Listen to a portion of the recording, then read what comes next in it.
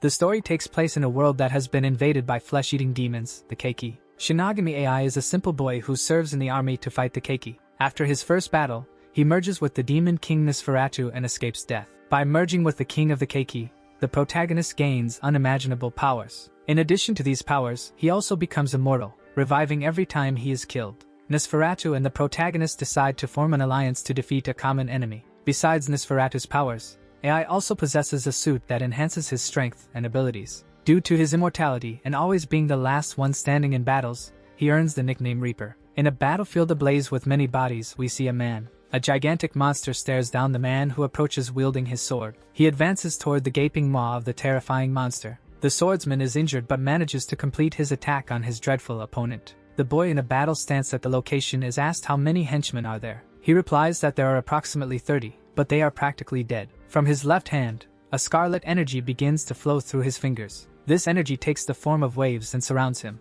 With red, confident eyes, he declares that he is the Reaper. A few months ago, in a beautiful and vast field full of butterflies, as a new recruit in the army, he completed 6 months of training. Some military trucks are traveling along a road in the middle of the fields. He is shaking in a truck, on his way to the front lines, and we see some people inside a vehicle. The boy is Xiao Shanlan, 18 years old, a hand-to-hand combat fighter and a newly trained recruit. For the sake of the immigrant street people, he arrived and seems quite apprehensive. The other man sitting across from him grumbles. He is Gu Jing Wulu, also 18 years old, who is dissatisfied with being in the last place of training. The other recruits agree with him and laugh at the other soldier. He shouts for Shanlan not to drag him down as he intends to be an elite soldier. The boy tells him to be careful with his words so as not to disrespect the veterans who have already left. Wulu gets irritated, stands up, and tells the protagonist not to dare respond to him like that. He manages to lift the boy with one hand and says that he has been arrogant since training. Trying to adjust his glasses that are falling off his face, Shanlan grumbles.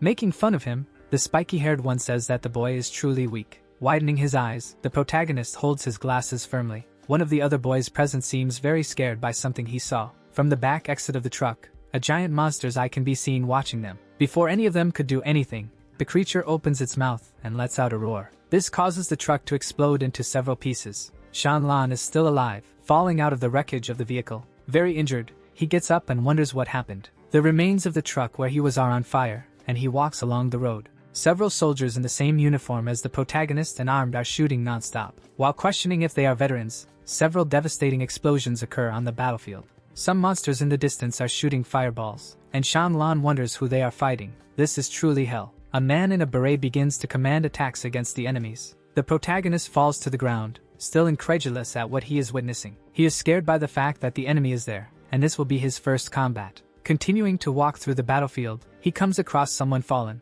It is the lifeless body of someone who fought bravely until the end. The scene shocks the boy, who begins to panic upon seeing a lifeless body. Terrifying memories from his childhood start to resurface. Shanlan, when he was still small, witnessed a horrible scene. That dread of seeing his parents being devoured right before his eyes. The terrified face of the dead man on the battlefield brought him these memories. He can remember the attack of the horrific and merciless monster. It was so frightening that it caused the trauma he has yet to overcome. But the protagonist will overcome this. The boy's expression changes completely, and what was fear transforms into rage. Screaming is an animal instinct. He crouches to grab a weapon that was within his reach, and begins to shoot at them for killing his comrades, without mercy for the horrendous creatures. The hero continues advancing toward the enemies while firing, but a fireball hits him squarely, halting his progress. Before he could do anything, he is thrown through the air, even more injured than before. The explosive fireball caused significant damage to his vitality. Now fallen on the battlefield, our protagonist is defenseless and wounded. Gradually regaining consciousness, he notices something. He manages to get up, gathering his strength, and wonders where the enemy is. And looking around, he cannot find any of his companions either. He can see many bodies of the already defeated monsters, and he wonders if the battle is over. Frightened, he realizes that he lost consciousness and ended up missing part of the battle. He calls out for Gu Jing and Jing Shang while walking through the battlefield. Despite calling for all his partners, apparently no one besides him survived. Shanlan cannot hold back his tears and begins to cry upon realizing he is alone. Falling to his knees on the battlefield, which resembles a cemetery, he screams. But in the distance, someone can be heard speaking a few words through the cloudy sky. The protagonist notices that there is someone else nearby. Unsure if it is a survivor, he seems hopeful and stands up. A group of terrifying monsters is mercilessly striking something on the ground. Frightened, Shanlan aims his weapon at them. imagining that someone is alive there. He fires the weapon, shouting for the monsters to stay still. Running while shooting, he approaches them and manages to hit one. The four-armed monster uses its upper limbs to deliver a blow, and it unleashes a fire attack towards the protagonist, who still advances with his weapon. Skillfully, he manages to dodge the attack, which grazes his head. He successfully hits the monster, which falls defeated to the ground. Counting this one, he has already taken down 2. The other one comes at the boy with its sharp claws, and with a strike from behind, the creature manages to hit him violently. The claw pierces Shanlan's chest, and he falls heavily wounded to the ground. The boy turns to face the injuries caused by that attack, and in a scream of despair, he realizes that he has lost his arm. The relentless monster is coming after him, and he doesn't have much time to defend himself. Crawling on the ground, he tries to reach for his arm to grab the weapon, and in a swift movement, he manages to aim the weapon at the monster and shoot, thus avoiding the attack and hitting the hideous creature squarely in the head. The terrifying beast lies lifeless beside him, and he, completely exhausted and without his right arm, is victorious. Almost losing consciousness, he celebrates that he managed to win the battle, but interrupting his near fainting, a voice asks if he saved her. Instinctively, even without knowing whose voice it is, he replies that he did. He says that someone was about to die in front of him, so obviously, he would save her. The voice says that he is someone interesting and that something is decided. With a trembling and tired voice, he asks what is decided. The voice asks him to let her enter his body, and without understanding anything, he asks what she just said. And we see a man sitting on a large imposing throne. This man, with red hair and a regal demeanor, orders the human to rise. 50 years ago, spheres with tentacles descended towards planet Earth. Seeds flew through space, and several fireballs struck the horizon, frightening all Earthlings. The seeds landed all over the world. Civilians are terrified by what they see, and some run to escape. A kind of black egg begins to hatch and release a lot of smoke. Inside, sharp claws can be seen breaking free. Extraterrestrial life forms began to appear. Some monsters emerge, some of them are flying, and others are terrestrial. They are ghosts from the other world, also known as boundary ghosts. Entire cities were set ablaze, as if it were the end of the world. Most of the time, they act in groups. A terrifying monster is feeding on a type of flesh, human flesh. A flag is raised. The flag features a shield with a sword and a weapon. Humans united to begin fighting against these evil forces. Planet Earth needs to be protected from this entire threat. Nowadays, the United Army has established a troop, but humans are struggling to survive. We approach a continent. The voice firmly orders the human to rise, and Shanlan opens his eyes, hardly believing he is still alive. He is lying next to the monster that just ripped off his arm, but he is intact. The boy is confused about what happened. Remembering the face he saw and the order he received to rise, he wonders if it was a dream. Our protagonist sits up, looking at his left hand, which has something curious. A kind of friendly little man with red hair, resembling a fairy. Incredulous, Shanlan stares at that creature, not quite understanding what it is. The creature that took the place of his hand asks how he is. The boy continues to scream, and the creature judges that he seems to be doing very well. With a trembling and stuttering voice, he asks what that thing is. The little creature tells him to kneel because he is Nosferatu, the king of the boundary ghosts. Like someone who has seen a ghost, Shanlan is shocked and cannot believe it. He repeats what the creature just said, somewhat suspiciously, and Nosferatu confirms. The protagonist realizes that he has been assimilated with a boundary ghost and wonders how this is possible. Nosferatu explains that the two made a contract. Shanlan then remembers the voice he heard when he lost his arm. He also recalls that it said someone was about to lose their life in front of him, and that he heard this voice saying he was interesting and that something was decided. When he was about to lose consciousness, he asked what the person would do, and the voice said it would reside in him from now on. The protagonist is surprised, saying he saved a boundary ghost thinking it was a human. The boy's hand returns to normal, and Nosferatu tells him to prepare and flee. Now in a humble and small form, he tells the boy to run before he is discovered. Shanlan wonders who might be coming and looks back. Some monsters are gathered near the boy, lurking. They are feeding on the parts of humans who died on the battlefield. With hatred in his eyes, the protagonist looks at this and realizes they are eating his companions. Nosferatu has decided to rest in the boy's body until he regains his strength. He explains that now the two are one, and if they separate, both will die. Shanlan, in agony, thinks that now the king of demons is in his body, and despite hating to admit it, he is indeed feeling something strange in his chest. Angrily, he curses Nosferatu, who says he is not happy either, but there is no choice for them. The protagonist says he does not want to die yet, and that there are many things he still wants to do. Holding his weapon, Shanlan shouts that he will kill every monster, and Nosferatu says that is madness. The boy runs towards the monsters like a kamikaze while shouting with rage. He fires shots at the creatures, who notice his presence. In his chest, he feels a different sensation as if his heart has a life of its own. but he feels something very strange, as if the movements of the enemies are slowing down. One of the monsters tries to hit him with its claws, but he easily dodges. In fact, it is the protagonist who is moving faster. He channels his strength into his fists in an agile movement, and delivers a precise punch right to the monster's jaw, breaking its fangs. The force of the blow is so great that the creature flies a good distance away. Surprised, Shanlan compares the punch he threw to the sensation of touching a tomato. His heart is beating in a different and very strong way. He places his hand on his chest, puzzled by that sensation. But while he is lost in thought about his feelings, another monster does not waste time and approaches. The boy plants his feet on the ground, preparing for another counterattack. And with the same fist that defeated the first, he delivers another punch, this time to the creature's belly. And the result is similar. The force of the strike sends the enemy flying across the battlefield. The other monsters watching all of this appear to be worried. Looking at his fist, the protagonist believes he is stronger because he has united with Nosferatu. With all this power, he feels extremely confident and capable of anything. He runs fearlessly towards his adversaries. After a while, with the sun already setting, several defeated monsters can be seen, and Shanlan is sitting in the middle of the area. Nosferatu is surprised, saying that he really managed to defeat all the creatures. He has a very strong fighting spirit because he managed to stay conscious the whole time. The demon points at the protagonist and says he has the right to say his name. Serious, Shanlan stares at Nosferatu as if he owes him no obedience. Only a part of the demon can manifest, but he still controls his body. He begins to remember the terrible scenes he witnessed on the battlefield. Even though merging with a boundary ghost seems terrible, with this power he will be able to avenge all those who have gone. The boy looks into Nosferatu's eyes and says that his name is Xiao Shanlan. The demon says that this is an easy and short name to call a cattle, and he adds that from now on, he is counting on him. The protagonist is lying down, panting, and seems to be regaining his consciousness now. He is in a hospital bed and appears to be in pain. The cold light from the ceiling makes his newly opened eyes hurt a little. He tries to remember the last thing he can, and sees himself sitting on the battlefield. As he gets up, he wonders if all of this was just a dream. But before he can conclude his thoughts, Nosferatu appears beside him, and Lan convinces himself that it really wasn't a dream. We see the hospital of the 14th Battalion on the front line. It has many floors. Looking at the little demon, the boy asks him not to eat the flowers. The little devil replies that he is really not hungry, and that they don't even taste good.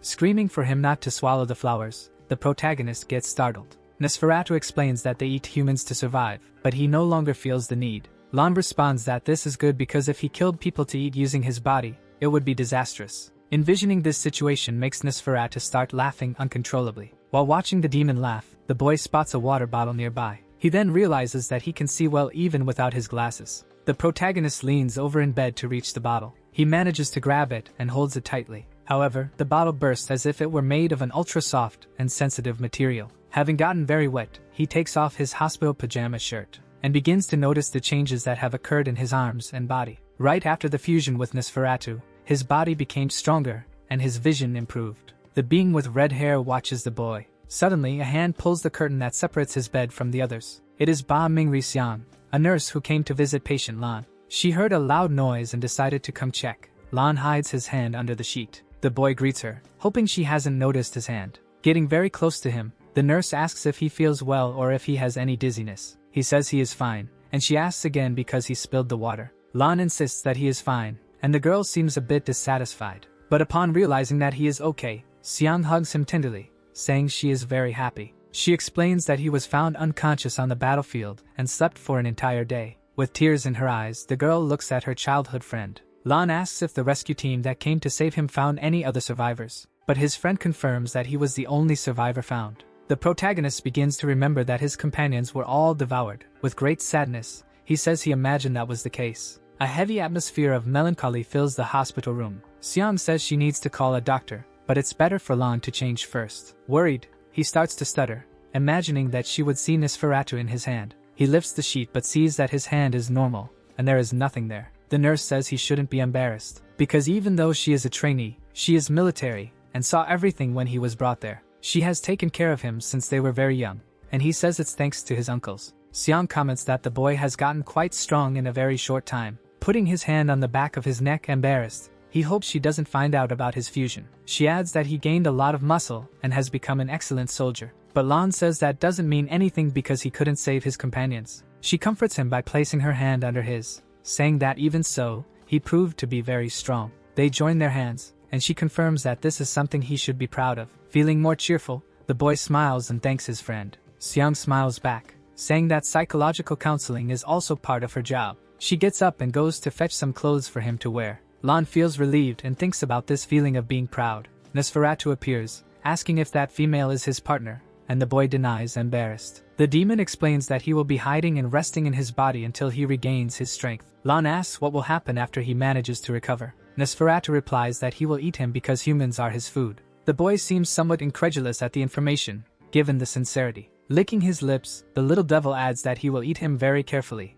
not wasting anything. That guy is a boundary ghost, and not someone the protagonist can take seriously or trust. He will have to deal with the demon before he regains his strength. Outside the hospital, screams can be heard announcing that a new survivor has been found. It is Kazui Takaharu, 18 years old, the best of all the recruits in training. He remembers when he lifted the protagonist with just one hand, threatening him. And that after that, his entire army was scattered until no one was left. He was leaning against the corner, trembling and having a panic attack. In great fear, he thought that everyone in his unit had been exterminated. And while he heard the sounds of battle, he couldn't even move. But he managed to see one of his comrades calling for him, underneath a truck. The boy was extremely injured but cried out for help. Kazui was paralyzed by witnessing that violent and shocking scene. Instead of helping his comrade, all he could do was run away. And he ran and ran, away from the attacks of the merciless monsters. Not caring about orders or comrades, he just wanted to save his own life. As tears streamed down his face, he said that everyone was his flesh shields. Now, exhausted,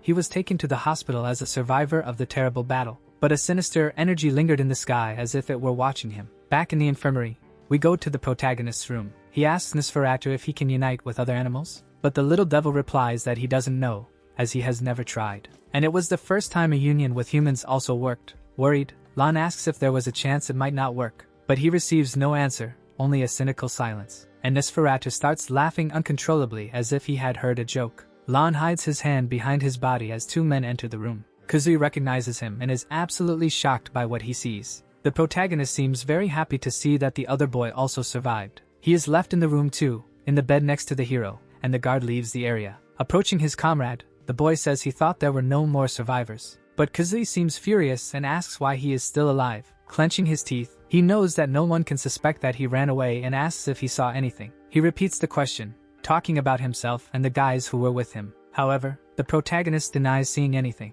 This leaves the boy relieved. Lon thinks he was worried about his comrades, and he asks the pompadoured boy why he cares about his comrades. But Kazui says the hero survived because he was lucky, as he was very weak. The protagonist agrees that he should have died on the battlefield. Something surprises Kazui greatly, and he looks in a certain direction, dumbfounded. He spots the doctor entering the room. She asks if he is the new survivor, and if he is feeling well. Kazui seems dazed and can barely answer the girl's questions. Lon explains to Asuka that this guy is from the same unit as him. The pompadoured boy is irritated about something and furrows his brow. And suddenly, out of nowhere, he attacks the girl's back. She is taken aback and somewhat unresponsive to such behavior. Kazui says he is a wounded person and needs care. Offended, Lon goes to him and pulls his hand away from his friend. Even more furious, the pompadoured boy tells the protagonist not to get cocky, but the hero begins to twist the other boy's hand slowly. He is surprised and wonders how this guy became so strong all of a sudden. A crack can be heard, and the rogue gets what he deserves. Kazui calls the protagonist a brat,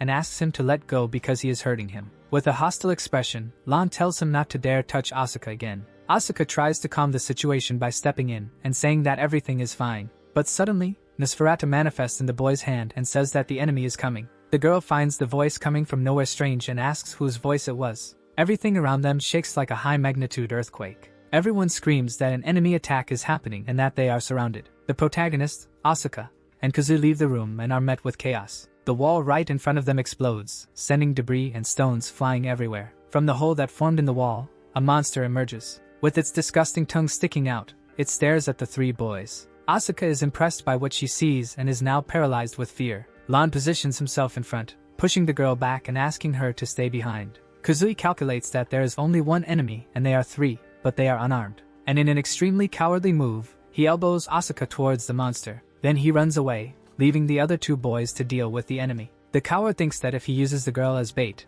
the other boy will stay too, allowing him to escape. He believes he needs to survive, even if he is the last one left. The poor nurse falls to the ground and hurts her leg. Seeing her as defenseless bait, the monster approaches closer and closer. Nosferatu tells the protagonist to take the opportunity and escape while Asuka is used as bait. Lan is outraged, and the demon adds that he cannot show his powers there. The monster is mere centimeters away from devouring the poor girl on the ground. But before it can reach her, a powerful punch lands squarely on the skeletal face of the creature, sending it flying away and saving the poor damsel in distress. Asuka is impressed by such a display of power and is left speechless. The hero looks at her, asking if she is okay, while his fist still radiates power. Nosferatu in his hand judges the boy's actions, thinking he is an idiot. The monster is sent flying away by a powerful punch delivered by Lan. Incredulous, he looks at the result of his power and realizes he has indeed become stronger. He believes that with this power, he can save Asuka and everyone else. Asuka is still stunned, sitting on the ground,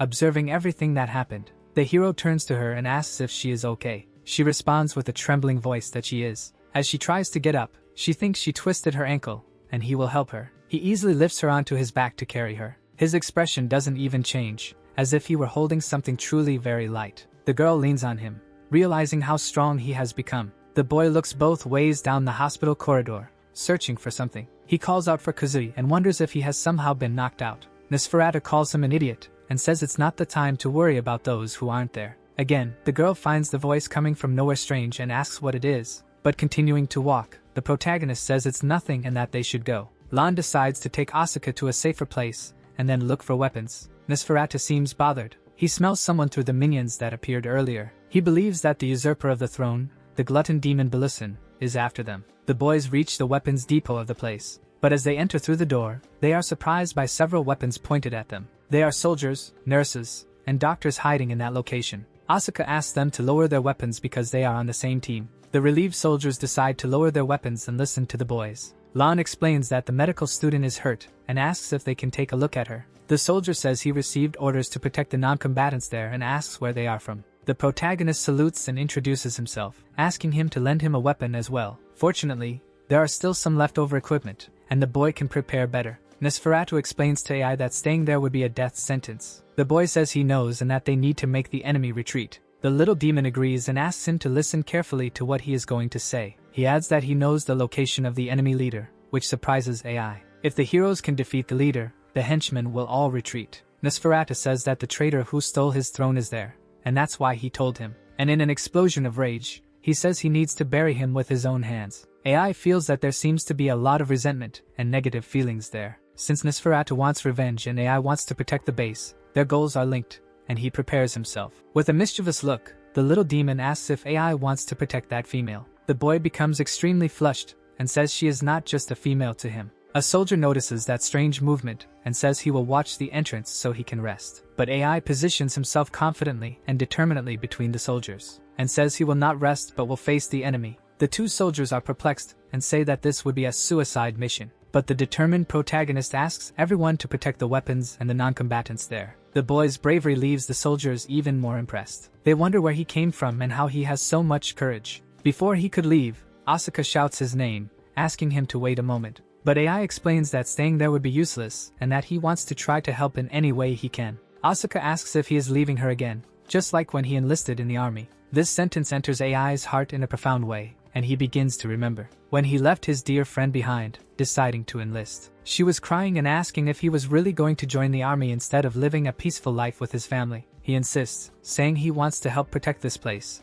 even if it's just a little. The two friends hold hands, the girl trembling with sadness at seeing AI putting himself at risk. She says she understands but asks him to promise her absolutely. Back in the present day, the two are holding hands, just like in the past, and he again, with all his determination, says he needs to go. Asuka says he has changed a lot physically, but his stubbornness hasn't changed since he was young. She says with tears in her eyes yet smiling, that he must promise to come back alive. As he continues on his path, the protagonist looks back and nods. AI keeps running to complete his mission. He asks Nosferatu where exactly this leader he mentioned is. The little demon responds with the location but says that before that, and in the middle of the path, there wasn't a stone, but rather a monster eating a person. AI positions himself for battle, and the monster notices him too. He feels something different at the back of his neck. It is the anti-keiki equipment, more commonly known as boundary-breaking armament, a type of needle connected to his neck. The boy quickly charges toward his enemy without fear. It is equipment capable of granting powers far beyond normal strength and agility. He is already preparing to put his finger on the trigger of his weapon.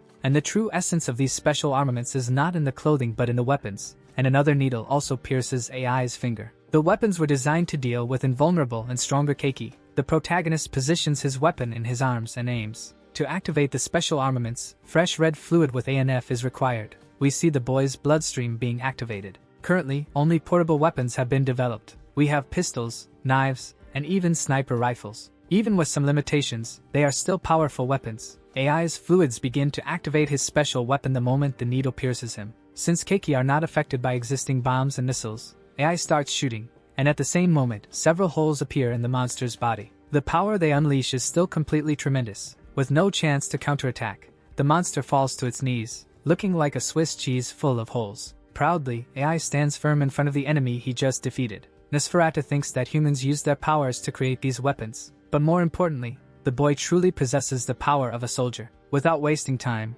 AI asks the demon to take him quickly to where the enemy leader is. A wounded uniformed man is about to be devoured by a hungry keiki, but AI appears, unloading his bullets into the monster and saving the poor wounded soldier. The man who was saved can hardly believe he narrowly escaped being devoured. But with no time for conversation, the protagonist simply continues on his way without wanting any thanks. He is going to ask his guide Nosferatu if he is going the right way, but they end up arriving at another dead end since he doesn't know the area. Nosferatu warns that the leader is moving slowly to the east. AI asks if he can smell it, but he explains that it's more like an aura or intuition. The boy reaches a place that seems to have a map and begins to orient himself. And thanks to the warning from his personal demon, he manages to dodge a surprise attack from the enemy. Again, he unloads his bullets into the cowardly enemy attacking from behind. The monsters only attack with small fireballs when they are in enclosed spaces. At this moment, he is running low on bullets and needs to grab ammunition from his fallen comrades. Nosferatu doesn't understand why he apologizes, and he tries to explain a bit about respect for the dead. The demon takes the opportunity to share a curiosity that keiki only use small fireballs to eat the corpses afterward.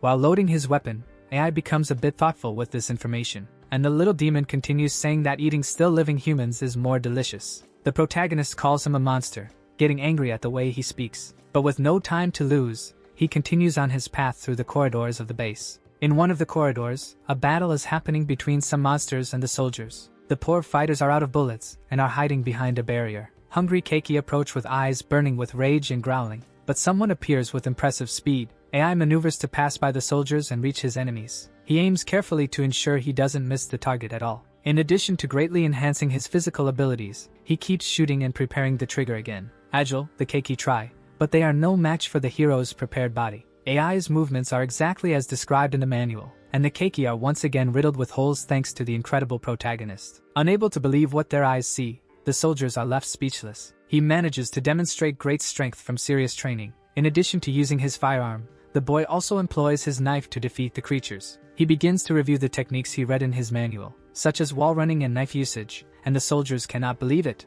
AI salutes while looking at his battle comrade and introduces himself as AI Shinigami. His comrades still want to understand how he achieved all this. Proudly, he responds that it is the result of his basic training. But the men are not convinced that this is taught in basic training. The results of AI's battle against the monsters are very favorable. The lieutenant with a scar on his face congratulates Shinigami. He shows the boy a radar that locates enemies and says they need to make them retreat. With determination in his eyes, the protagonist replies affirmatively. Due to radio interference, the enemy's combat strength cannot be recognized. Although he knows the leader's location, AI needs to convey this without sounding suspicious. He explains that he escaped from Building C and believes the enemies are concentrated in Building B. Touching the radar, he points out the location where he thinks his opponents might be. The lieutenant is a bit confused, but the soldier warns that it is dangerous to stay there, and they need to move. The scarred man says he trusts AI and asks if he can guide them. He confirms, as he has valuable information thanks to Nosferatu. Optimistically, the man shouts to his soldiers that they will defeat the enemy leader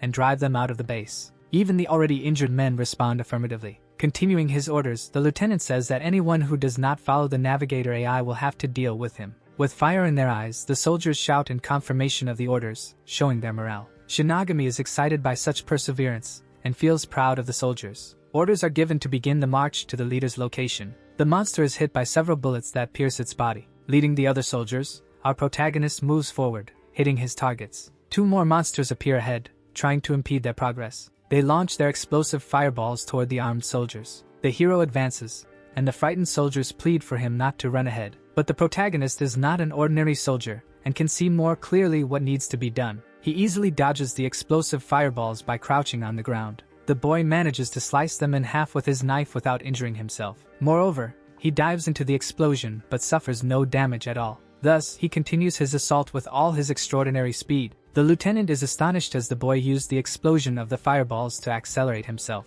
And with his simple knife, he easily cuts the monster. Continuing to attack with his knife, he realizes that with the extra powers, it becomes much sharper. One of the remaining monsters attempts to counterattack with a blow from its arm, but AI anticipates the movements and blocks the strike with his foot. The kick was so strong that it ended up fracturing the monster's bone. The soldiers are impressed as the Keki's strong arm was broken in an instant. AI is determined to attack with the knife as much as possible to conserve ammunition, and in a swift charge, he manages to finish off the monster with the broken arm. He ends the strike with a heroic pose as the pieces of his enemy fly through the air. The boy feels proud to have dealt with the enemy using only his knife. His battle companions are left speechless by such skill. The lieutenant asks a soldier if he can do what AI does, but he replies that it is impossible. But he regains his composure and tells everyone to stop daydreaming because they need to support the rookie. They affirm and continue running to cover AI, who is at the front of the battalion. All the soldiers shower our protagonist with compliments, making him feel a bit embarrassed. Modestly, he says he still has a long way to go.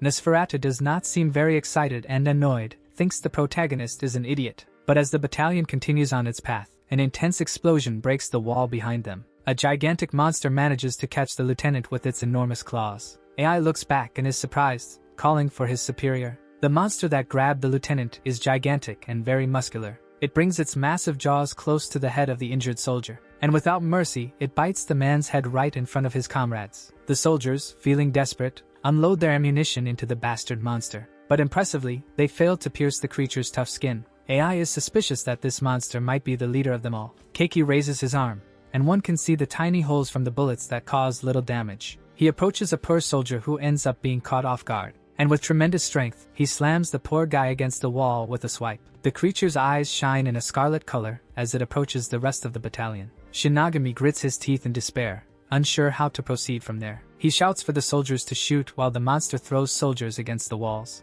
Keiki defends himself from all the shots with his own arm, showcasing his immunity to bullets. The projectiles can't even pierce his skin, which seems as hard as steel. And from the spots where the bullets entered, a kind of neon blue liquid oozes out. This liquid hardens and forms spikes that grow towards the soldiers, impaling them. The poor men suffer fatal injuries from the hardened blue fluid of the monster. AI is stunned by this new attack, the fluid transforming into spikes. Nosferatu wonders if this monster is the commander, but apparently it is not. Although they seem similar, that specific guy did not come. That guy is an evolved minion who received extra powers. The demon warns AI that the bullets won't take down the creature, and that a point-blank shot is impossible. Nosferatu jokes about miso flavor and miso soup. He adds that the boy should use some meat shields. The corpses on the ground can be used as shields to get closer to Keiki. Shinigami is not on board with the idea, believing it absurd to fight this way. He is apprehensive, and the battle has reached a very critical point. The protagonist decides to charge by maneuvering along the wall, running on it.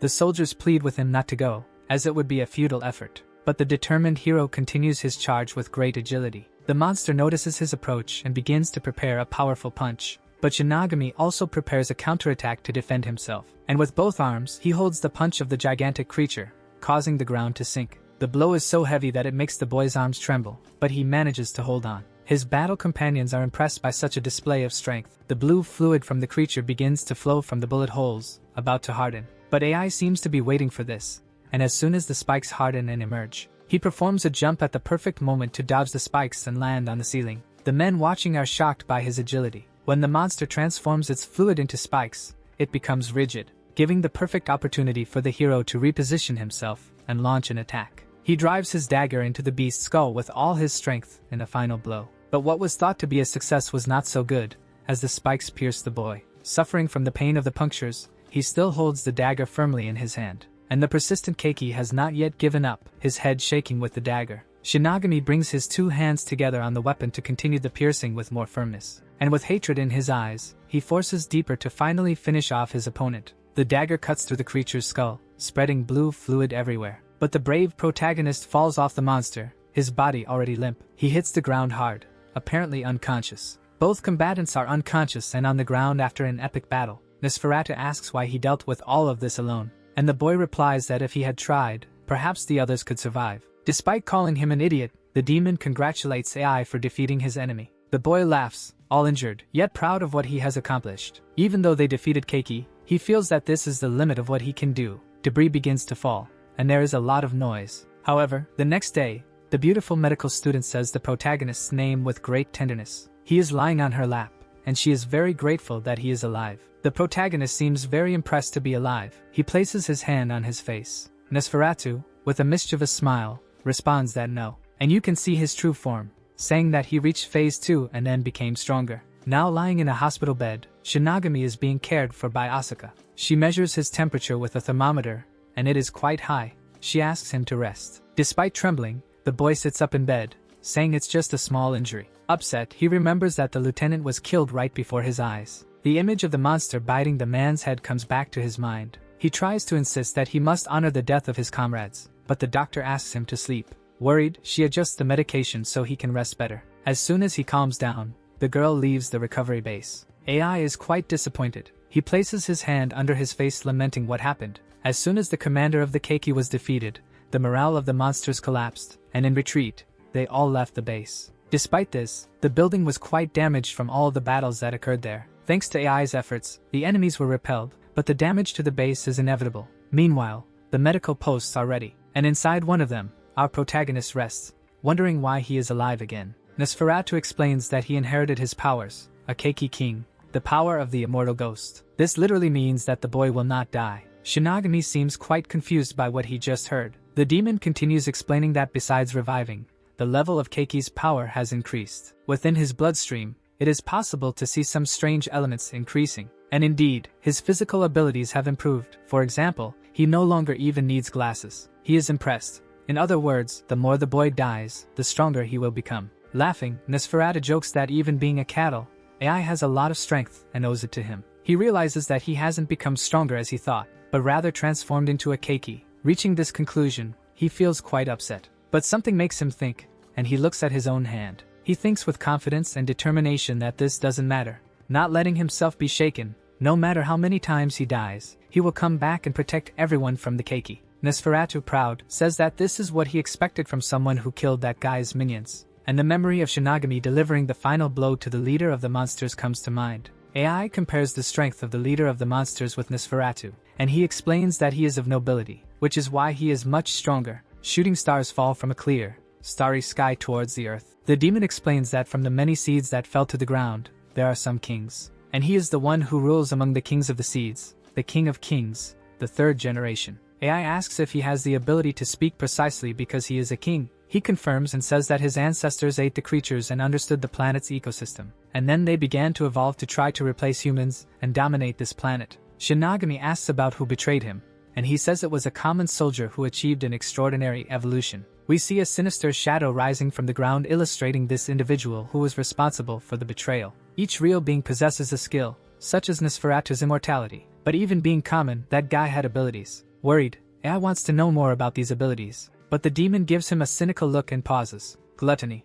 That is the ability. The guy can completely absorb others. A terrifying smiling shadow is absorbing a Keiki. He is called Gluttonous Demon. Now with 3 heads and an absurd size, he has eaten other reals and gained intelligence, naming himself Belusin. And Shinigami says that, by the way, he had mentioned that his name was Undying Phantom. But Nosferatu says that as cattle, he must show respect and not keep saying his name like that. To provoke the boy, he says that from now on he will call him Nos. The demon gets furious and says that he should not dare to create a nickname for the king of the Keiki. And with disdain, the boy replies that it's the same as calling him AI, like cattle. So he decides that he will also deal with the name of his demon in this way. Nosferatu gets even angrier, saying that he should not be compared to cattle in any way. The protagonist leans back on the bed and says that he does not have the right to say that. Giving up, the demon says that it is useless to try to be rational with cattle. And smiling, he asks AI to give his all to complete his revenge. Smiling back, the boy says that then Nos must lend him all the strength possible. The two partners face each other, both determined with similar yet different objectives. We can see a soldier training field with several military vehicles. It is the 7th forward base of Yabanai, and there are several people walking around. Having recovered, our protagonist is standing and observing everything. A week has passed since the destruction of the 14th forward base. Asuka waves to the boy to greet him. Some men nearby think she is waving at them, but she has eyes only for Shinigami. The two have been transferred to the Yabanai base, in the infantry battalion, when a man with spiky dark hair approaches AI and calls him. He responds respectfully and cheerfully, calling him senpai. They both have memories of past battles together. Happy to see his friend there as well, the senpai thanks AI for helping him at the 14th base. He places a hand on his friend's shoulder, saying it was thanks to him that he survived. But melancholic, the boy explains that he couldn't save the lieutenant, and the terrible memories of the monster devouring his head return to his mind. However, the senpai insists that the lieutenant did this with honor and fought bravely until the last moment. To add, he says that if AI feels guilty for the lieutenant's death, it would be an insult to him. These words make a lot of sense to the protagonist, and he apologizes for that. The protagonist's friend says he will honor the second chance he had thanks to AI's rescue. Smiling, Shinigami agrees, happy to have saved someone important. The two say goodbye after a conversation and hope to meet again on the battlefield. But AI becomes a bit serious and thoughtful after parting from his friend. He looks to the horizon with a gaze full of motivation, the next battlefield. Looking at the blue sky, he wonders what his next battles will be like. In Region 7, a city reclamation operation is underway. Soldiers are shooting at gigantic monsters that are destroying the surroundings. The monster is defending itself from the shots with its arm, repelling them all. And while defending, it delivers blows that throw the men away. AI's senpai is in this operation and is surprised that there was such a strong monster in the end. With its armored arm, the creature can repel any attempt to injure it. And this makes him angry. He looks at his adversaries with hatred. The poor shooter has run out of bullets, and his opponent roars with rage. With a quick lunge, the horrifying monster manages to grab the boy's body. Someone appears, approaching the clash with swift steps. The keiki is on the verge of biting off the poor boy's head, but our protagonist appears with his dagger in both hands, ready for an attack. And in a single strike, he manages to tear the monster's body from head to legs. Caught by surprise, the creature screams in despair.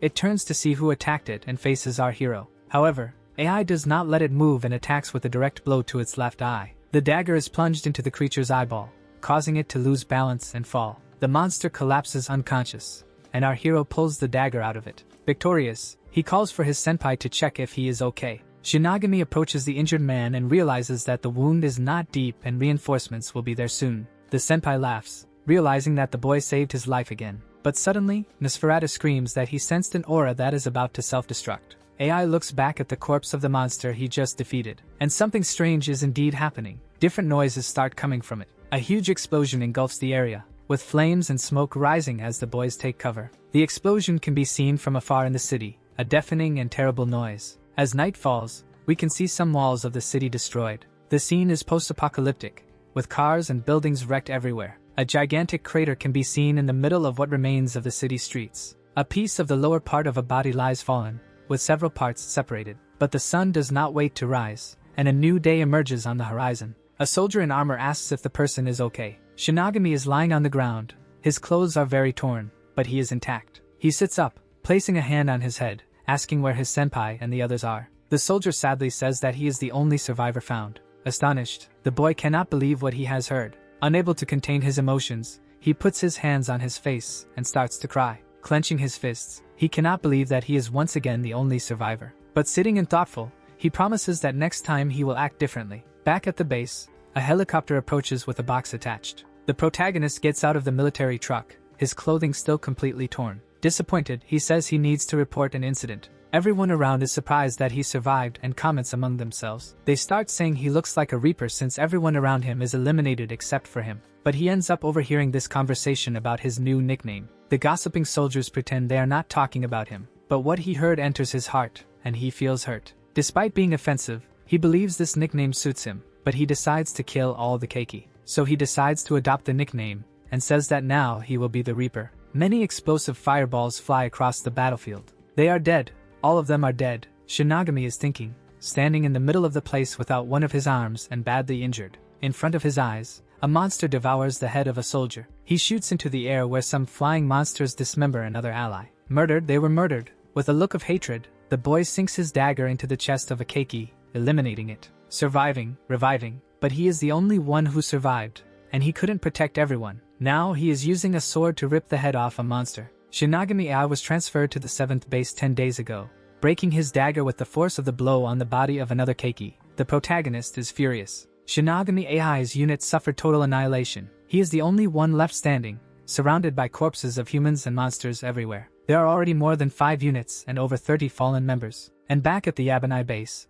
we can see the entrance of the place. With a dead look, the protagonist walks through the corridors of the place, being watched by others. The men comment that he is there, and has a very strong presence. Everyone has now adopted the nickname for him, AI the Reaper. Meanwhile, in a dark corridor with some doors, there were only a few survivors from the invasion of Base 14, Kazui Tekaharu, who also went to the 7th base. We see an interrogation room. He is being interrogated on suspicion of desertion in the face of the enemy. The girl with a serious expression is named Asakawa Melissa and asks if he has any objections. The man bangs on the table angrily, saying that this was fabricated and he did nothing. Melissa confirms that there are witnesses that he abandoned his companions and fled. Furious, she asks if it is true that he used a medical student as bait. Kazui starts to stutter, and says that it wasn't like that. He explains that he wanted to help his companions, but he needed to go after weapons. Continuing to explain, he says that there were many non-combatants at the location, and he was going to protect them. The girl counters, saying that except for him, all the others died. This information surprises the pompadoured man, who ends up speechless. Melissa asks him to tell the truth and admit that he used the non-combatants as bait to escape. A memory of Kazui running while the keiki rips the head off a soldier comes to mind. The blonde remembers that he was also attacked during the transport, and did the same thing. He fled. Sweating, the man begins to remember the companion he left to die crushed by the vehicle. Melissa loses her patience and shouts for him to stop lying, or she will use him to feed the keiki. This firm and frightening stance leaves the pompadoured man meek and speechless. To appease him, she says that others would say that, but she wouldn't, and that she believes him. Since they were only verbal witnesses and there is no evidence, they cannot accuse him directly. Kazui breathes a sigh of relief and thinks that the girl scared him a lot. Taking a tablet, the girl congratulates him for joining the 32nd squad and reuniting with him. Confused, he asks who this person is. Melissa explains that they were classmates in training school, during transport, and at base 14. And this person is the Reaper. But before finishing, she corrects herself. It is Shinigami AI. Now only the woman and another man in white are in the interrogation room. She asks if everything is okay for Division General Sakurai. The man's name is Sakurai Ayato, and he finds both Kazui and Shinigami somewhat suspicious. Melissa points out that only the two always survive and questions whether he could be a deserter. Sakurai smiles and says that could indeed be the case. But that is not the point. He is really interested in learning more about the Reaper. With his head down, Kazui walks through the corridors of the base, thinking about Shinigami. He comes to the conclusion that it might have been AI who reported his escape that day. And as a twist of fate, the two boys bump into each other on the way. Kazui falls to the ground and says that it hurt, telling him to be more careful. Shinigami has an indifferent expression and stares at the boy lying on the ground. But now that Kazui realizes who bumped into him, he becomes frightened. Still maintaining the same expression, the protagonist notices that Kazui is still alive. The furious boy grabs him by the shirt and asks if he knows everything he has gone through because of him. And still with a completely apathetic face, AI says that he will die too. With those words, Kazui realizes how the boy's aura has changed and that he is no longer the same weakling as before. On the other hand, the protagonist hopes that at least Kazui can survive. Their conversation is interrupted by the arrival of Dr. Asuka, who asks what AI is doing. Again at the Yabanai base, in the arsenal of the frontline base. Some soldiers are carefully maintaining the place. In the armament preparation room of Limit Break, some scientists are working. Hanamori, the head of armaments and second lieutenant, says that the blade breaks easily. Shinigami agrees and asks if there is any weapon that can replace the bayonet. She asks what he thinks about using a rifle. Scratching his neck, he says that they always end up running out of ammunition every time. Furious, the girl asks if this problem shouldn't be solved by his infantry. Despite being short, the girl is quite intimidating. For her, it is very unusual to see blade bearers fighting against the keiki. But she acknowledges that the protagonist has already eliminated several with just a knife and praises him. He awkwardly thanks her, and she says she has something good for him. The little girl jumps off the bench, revealing her true height, which doesn't reach AI's chest. Searching through her supplies, she tosses some things aside until she finds what she wanted. She shows him a type of mace that is a prototype but looks powerful. Surprised, AI asks if that is a spiked club. Hanamori explains that it may not look like it, but it is as good as a blade. The boy starts testing the movements with the club, and she says that he will be able to kill the monsters just with the strength of his arm. He remembers when he attacked a keiki with the strength of his arm. And with that memory, he agrees that this weapon could be wonderful. Convinced, Hanamori says that this is her special creation, but something different catches Shinigami's attention. The word Kyuden is engraved on the weapon's handle, and he feels a bit confused. The girl asks if that guy said the same thing to him. He asks who exactly, and she says she is talking about Kyuden Ryusei. The mysterious man is known as the strongest human soldier of all. AI is surprised by this new information. Outside the base, on a sunny day, a man walks around the area. It is Shinagami AI, who is walking with his backpack on his back. He remembers what Nosferatu said about Phase 2, where he would become stronger. When he looks at his hand, he realizes that the little devil has fallen asleep. AI gets stronger every time he dies, but he explains to the others that it is thanks to his suit. But the most noticeable thing is his aura. Now he can understand what a Keiki's aura is. Yet he still couldn't protect all his teammates. He feels as if several skeletons are buried beneath his feet. A different voice asks if it can bother him for a moment. This person is Sakurai, who greets the boy with a friendly smile. But his shiny shoulder pad demonstrates how important he is. This makes AI feel a bit awkward, and he introduces himself with a salute. Sakurai asks him to calm down, and mentions that he has heard about him and his units that were completely wiped out. These rumors that reach the division general leave AI somewhat upset. The superior adds that still, all missions are completed. This sounds like a compliment to Shinagami, who is a bit surprised. He cites as an example using the truck as bait during transport, protecting it until the end. Sakurai says that if he were to list AI's achievements, it would never end, and asks him not to let the rumors affect him. For him, despite the casualties, completing his mission proves that he honored the sacrifices of his comrades. These words touch the boy's heart, who seems to have had his morale lifted. And to top it off, the general says he is looking forward to seeing his next performances. He congratulates him, and says that AI has now been promoted since 100% of his missions have been completed. With a determined look, the man says that he has earned his respect as a soldier. Shinagami is astonished by so many compliments coming from such an important person. The man bids farewell, and once again the boy salutes in respect. He can hardly contain his emotions. His eyes well up with happiness, and he watches the important man walking away in the distance. But the mischievous Sakurai is planning to put Kazui and AI together since both have achieved 100% of their missions. A large group of war tanks moves through the area. Their powerful machinery makes a lot of noise, and the ground shakes. It is the armored personnel carrier number 8 with the 32nd squad on board. Kondo, the squad leader, warns that radio waves are being intercepted. He asks if everyone there remembers the large-scale operation they conducted 6 months ago. This time they will embark on a quick attack. AI watches as the leader gives the orders for continuous covering fire after the attack. Kazui is also deep in thought, looking at his colleague. The leader asks them to remember to reload whenever they pass cover. Everyone, including AI, agrees and follows the orders and advice of the chief. Kazui cannot take his eyes off 2 other soldiers who are there. He has the strange feeling that he has seen those guys somewhere else. One of them is new, 27 years old, and the best Keiki killer from the 7th base. The other is Tachikawa, also 27 years old, and the second best Keiki killer. Kazui is impressed because everyone summoned there is the best of the best. He decides to introduce himself to the 2, emphasizing that he has heard of their heroic deeds. But Nu completely ignores the pompadoured one and greets Shinagami. The protagonist is surprised by the boy's approach. Nu talks to Tachikawa and says he suspected it was really AI there. Tachikawa seems to be a man of few words and says he is looking forward to working with him. Kondo interrupts the soldier's conversation and says he has heard about the Reaper's feats. The brown-haired boy reinforces that everyone is counting on the super rookie, and the quiet Tachikawa also adds that they will all be following his lead. This scene leaves Kazui on edge because AI has been recognized by the best. With determination, the hero says he will lead and that they can count on him. Kazui cannot ignore that AI's aura is quite different. It's as if he really is another person. He doesn't want to believe that the loser who was the worst in the class has now become this. From the opening of the vehicle, the boy can see something unusual. On a Keiki corpse, something resembling a tree is sprouting. The pompadoured one is impressed by that scene and wonders what it could be. The military tanks approach a field where there are several craters. Kondo gives orders for them to get out of their positions and start the fight. Taking their positions, the men begin to exit the tanks. Near the human containment zone of the 7th district, the troops advance. But flying over the area, several flying monsters can be seen preparing to attack. Land monsters also begin to howl and roar, preparing for the charge. And like a furious herd, they come together to head towards the soldiers. It is a meeting of 2 battle forces in a desolate field. Thanks to the radio silencer, the humans manage to escape early detection. A wave of missiles surges from above them towards the monsters. It is the covering fire from the armored vehicles supporting the troop.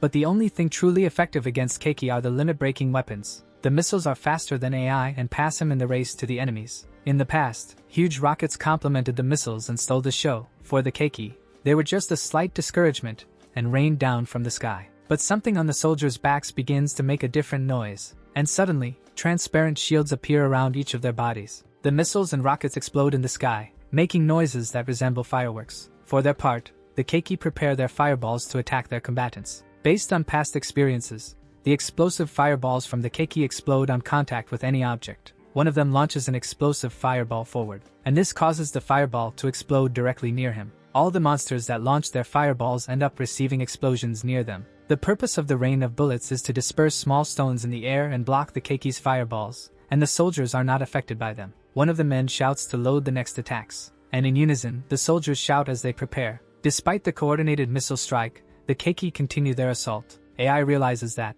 just as the instructions said, they are switching to close combat. The hero draws his newest special weapon and charges into battle. Pressing the needle on its handle, the weapon begins to glow blue. One of the Keiki approaches, in a defensive stance with its arms covering its face. Shinigami leaps high towards the enemy, charging his attack. With a scream and hatred in his eyes, he prepares to deliver the blow. The mace strikes the monster's hands, which were protecting its head. AI steps back as soon as the strike is finished, and an explosion hits the Keiki. With one of his arms, he then raises his firearm, and he fires several shots at another monster to finish it off for good. His transparent shield is still active, and he lands on the ground after his attacks. So his results already count 2 Keiki defeated. The fireballs from the Keiki have sealed them. They need to reduce the number of monsters before the shield dissipates. But something strange catches our hero's attention. As the monsters approach, he notices a different sound. And after that sound, all the monsters begin to run towards their enemy. AI notices the sound, but he knows he doesn't have time to think about it now. He looks back and calls for the squad leader.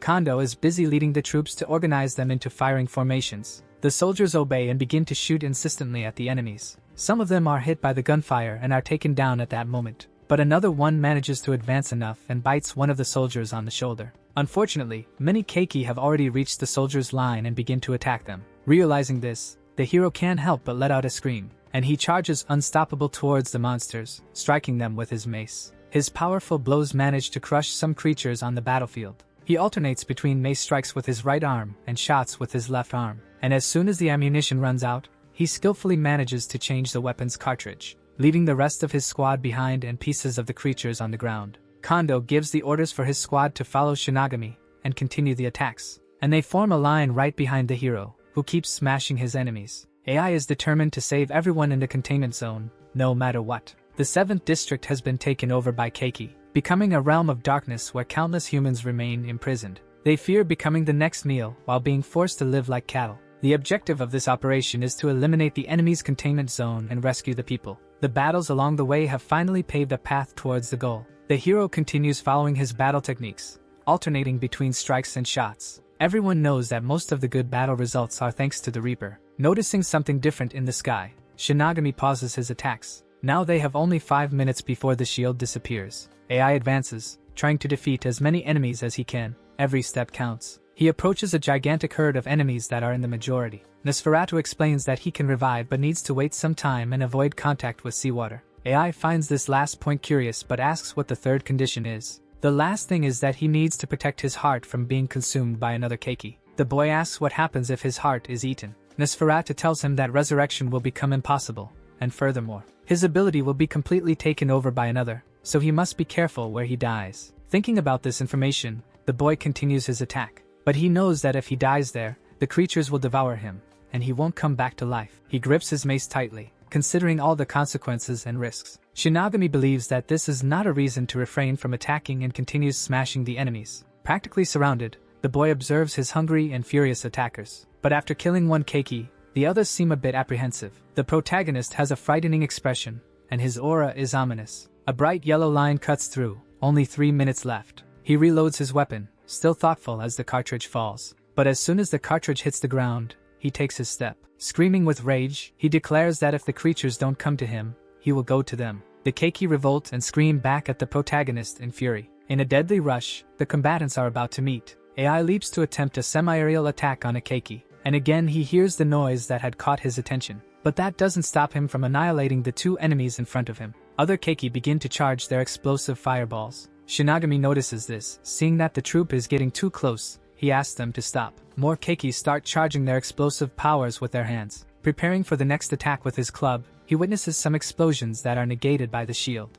The shield has not yet dissipated and the monsters are already attacking. Filled with craters, the battlefield is boiling with this tense clash. Nosferatu asks if the boy is okay because there is a lot of communication noise around. Shinigami says that the demon should have warned him earlier that sound was a form of communication. But the little devil says that without the gluttonous demon on the battlefield, he will not help him. The opponent's fireballs are approaching and AI's shield is still intact. He decides to charge forward and advances towards the attacks without any fear. As a strategy, he also uses some shots from his weapon to explode the fireballs. And with all his courage and determination, he says he will sweep them away from there. Amidst all the war raging in the area, we see an individual fleeing. It could only be Kazui, the coward of the battalion sneaking through the trenches. As soon as the covering fire stopped, the enemy's fireballs descended rapidly. Explosions can be heard and people flying in all directions. The battlefield is chaos. Kazui doesn't understand why he has to crawl and fight on this cursed front line. He decides he will stay hidden until everything is resolved and see how it ends. Tired from running, he leans against the wall with his hand.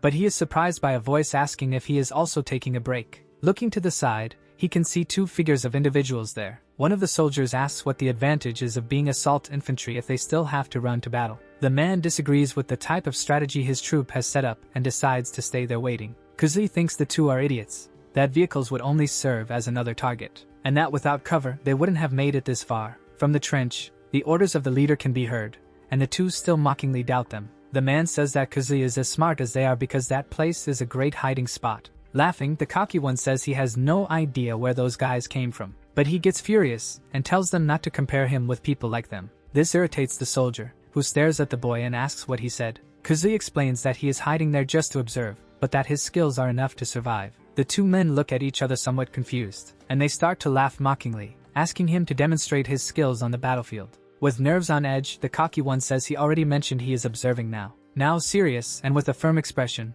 the soldier asks Kazui to pay attention to him. He points over the trench and says that guy is someone who can survive with his skills, and the man they are pointing at stands firm and tall on the battlefield holding his club. After a few minutes in battle, AI, who is on the front line, begins to show signs of fatigue. He defends himself from the monster's attacks with his powerful club. Even with his reinforced body, he couldn't use it effectively. Thinking that this way they will end up dying there, he thinks he will have no choices. Nosferatu thinks there have been too many senseless actions, and that he has no sense at all. AI gets angry at this observation from his body partner. The demon says he shouldn't rely only on sight but should use his other senses to perceive the aura. Confused, Shinigami repeats the word aura trying to understand what it is. He then closes his eyes and begins to concentrate deeply around him. And as if it were a sixth sense, he starts to perceive the monsters all around him. And trusting his new intuition, he prepares a targeted attack. This attack is extremely successful as it hits two keiki in one shot. Surprised, the boy realizes he is able to feel and predict the movements of his enemies. Nosferatu says that humans rely too much on their sight but need to sharpen their other senses. AI doesn't understand why he is suddenly giving tips, but asks why this is so impressive. The demon tells him to stop talking and just do it if he really intends to win. The hero prepares his club and says he will start acting now. He sharpens his perception and begins to see the movements of the keiki in advance. With this, he manages to land precise blows on his enemies before they can attack. This new ability allows for greater accuracy in his strikes and higher hit rates. If he can sense the movements of the enemies, he can attack 2 or even more times. Nosferatu asks if his legs are only good for kicking, because he could use them better in his attacks. Following this advice, the boy manages to make a different jump and attack one of the monsters. He combines a strike with the club with a precise kick to another opponent's face. Noticing that his success has greatly improved, he realizes that this technique is very similar to the movements that the keikis perform. In an unusual move, he holds his weapon with his mouth and begins to attack with his arms. With this, he manages to hit an incredible variety of enemies at once. The monsters fly through the air defeated, and the boy doesn't take a scratch. Despite being tired, such skill leaves the protagonist very excited. Nosferatu smiles and approves, saying that the boy has succeeded. From the back, inside the trench, a curious little head appears. It's Kazui, who is surprised watching all of the protagonist's movements. The scene makes him believe that his colleague is a monster, and that he has indeed fallen behind. Kazui is leaning against the wall of the trench wondering if he really lost to the Shinigami. The soldiers notice his expression and say that ordinary people like them don't help. The pompadoured boy clenches his fists tightly in anger, cursing the situation. He shouts that he can't believe he is weaker than the Shinigami, and that he can't accept it. One of the soldiers is somewhat confused by the boy's reaction. Kazui, enraged, grabs his weapon and points it at the two soldiers with a sinister expression. The man asks what he is doing and says that this is not a game. Angrily, the pompadoured boy says he is warning them that this hideout is a dead end. While one of the soldiers tries to reason with the angry boy, the other is trembling and calls them. When the man who was arguing looks back, he is taken by surprise. A group of keikis is watching the three and begins to approach. The soldier runs to grab his weapon, terrified. But the monsters are much faster and manage to crush their heads before they can react. Kazui acts quickly and starts shooting at the beasts before they get any closer. However, he realizes that all this effort may not be enough. He says he will not die in this hole and that he still has many things he wants to achieve. Turning to the battlefield, he says he will make good use of the Shinigami. The squad is getting closer and closer to the besieged city, and the monsters attack. Nu is shooting with 2 weapons, one in each hand, and says that Shinigami has advanced too far. The squad leader calls all the soldiers, asking them to reach the protagonist and defend him. All the soldiers obey firmly, shouting in affirmation. They can even see AI ahead, but he is indeed very far away. The boy is completely surrounded by creatures trying to devour him. The situation is worse than Nosferatu thought, as AI focuses only on pulling everything to himself. And once again, the protagonist runs out of ammunition in his weapon. He holds the club with both hands, even more out of breath and tired than before. The monsters take advantage of this opening to get even closer to him, and with an extraordinarily athletic move, the boy manages to hit a monster behind him. He notices that the claw of another keiki is very close to his head, and he uses the shaft of the club to protect himself from the impending attack. But the force of the creature's attack is great, and he is launched upwards with all his might. He soars over several monsters that watch the opponent floating. Furious, he lets out a scream with all the strength of his lungs. Taking advantage of the momentum he gained, he lands on the ground already delivering a blow to another keiki. But unfortunately, while falling, he cannot dodge the attacks and gets scratched. The enemies do not relent and do not wait. They charge at him again. He grits his teeth. His wounds and injuries hurt, but he cannot stop. With enviable strength, he pulls the club upwards and manages to push the nearby keiki away. Now the boy is very tired and quite injured. As a result of his injuries, he is losing a lot of red fluid, and everything is becoming blurry. Nosferatu knows that if he dies there, the monsters will eat him, so there is no other option. The more distant keiki begin to launch explosive fireballs in AI's direction.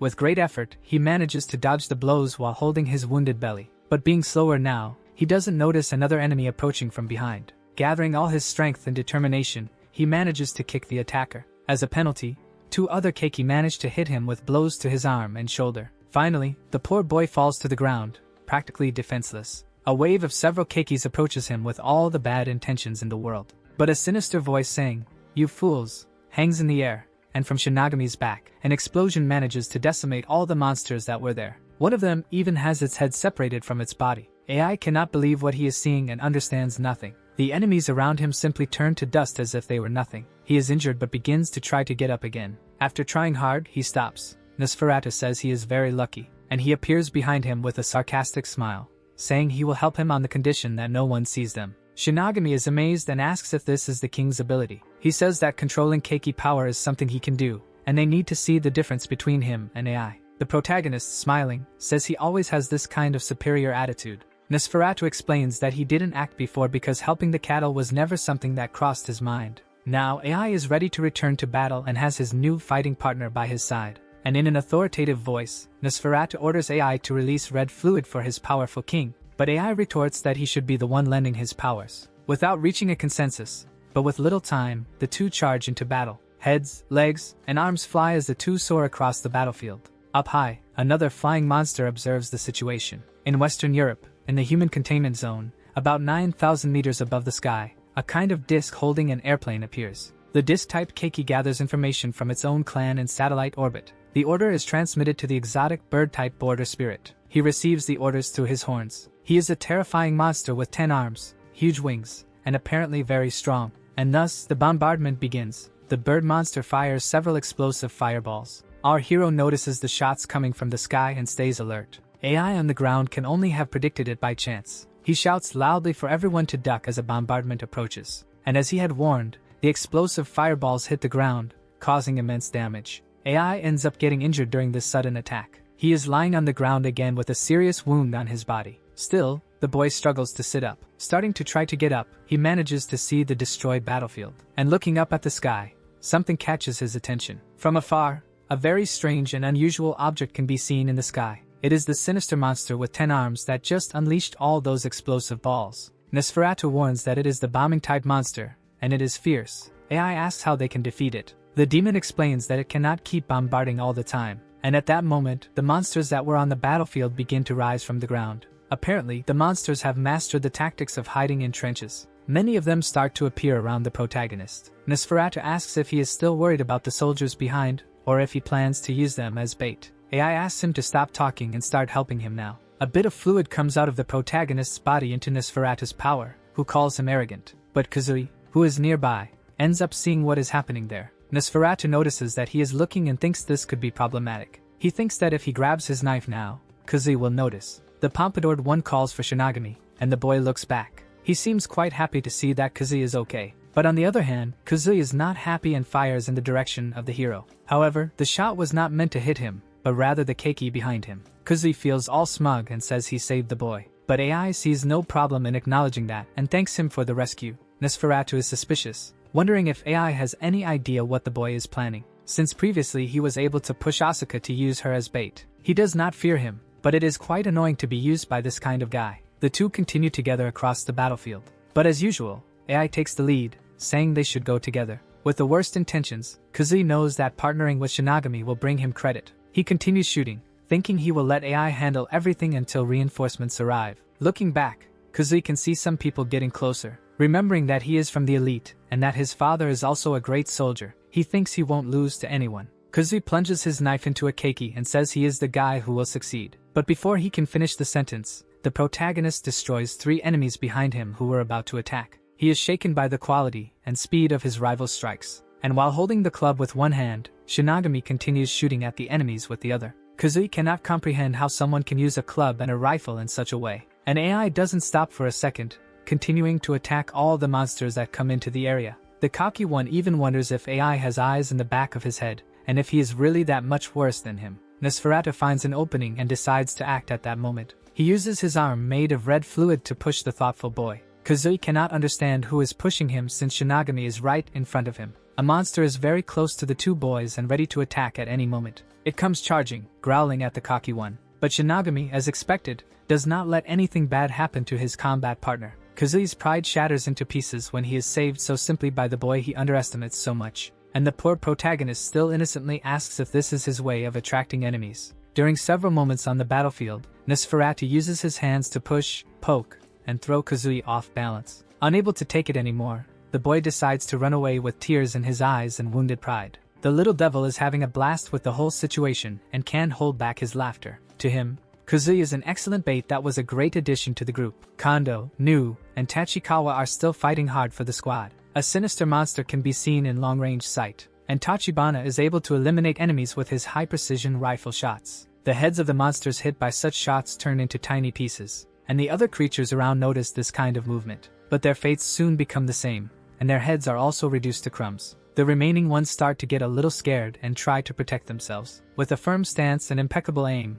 the black-haired boy continues his attacks. Unfortunately, he cannot concentrate on the nearby area, and the other creatures take advantage of that. But his friend Nu is there to cover him and provide the necessary support. And with his 2 weapons, one in each hand, he makes several holes in the monsters that were attacking. Nu announces that so far he has made 55 monster kills and asks how many his friend has made. Tachibana replies, still focused on his aim, that he has made 90. This leaves Nu a bit upset. Apparently, he is losing this competition. The black-haired boy has managed to double what the other has, and he thinks that is unfair. Since AI has managed to eliminate almost all the keiki, only a few remain. Sighing, Nu says he should have brought a sniper rifle too. And provocatively, his friend replies that he would need to learn how to use one first. Nu laughs and says that if it weren't for him, Tachikawa wouldn't be able to shoot so calmly. They comment on the rifle getting bent, but the boy says he is prepared for that. The brown-haired boy thinks it's insane to hit targets with a bent barrel. Tachikawa retorts that he uses carbines with just one hand and shouldn't be criticized. They receive the order to move forward to reach the leader. Kondo skillfully keeps the morale of his soldiers high. Tachikawa, Kondo, and Nu are giving their all to reach the protagonist. The battlefield continues to boil with a lot of excitement and fighting. We see Kazui running away like a little child with tears in his eyes. Nosferatu is responsible for this, thanks to his antics that scared the boy. While AI attacks the monsters there as best he can, Nosferatu provokes Kazui, who runs and draws the attention of the keiki. Now with not a drop of courage in his body, the cocky one decides he needs to flee from there. The little devil's fake arm grabs one of his legs and asks where he is going. He is thrown up with all his might towards the battle, and is about to land right in the middle between 2 keikis that are ready to receive him. But our protagonist is extremely fast and clever and manages to destroy the monsters first. AI looks at his friend and says that his jumping ability is incredible. Kazui can't hold himself up and can't believe this is possible. He doesn't understand why he can't escape and asks if AI is behind this. Finally, the 3 who are missing appear. calling for Shinagami. The hero is very amazed to see that the three have arrived and are okay. Kondo explains that they were worried because he ran too far ahead alone. The other two comment to each other that AI is indeed very skilled. The enemy's front line has been broken, and the prisoner of war area is nearby. But meanwhile, at that moment, the bombardment from the exotic bird-type spirit began again. AI starts to feel the same sensation as before and looks up. A soldier shouts that it is starting again for everyone to be alert to the bombardment. And as promised, several explosive fireballs begin to fall from the sky like rain.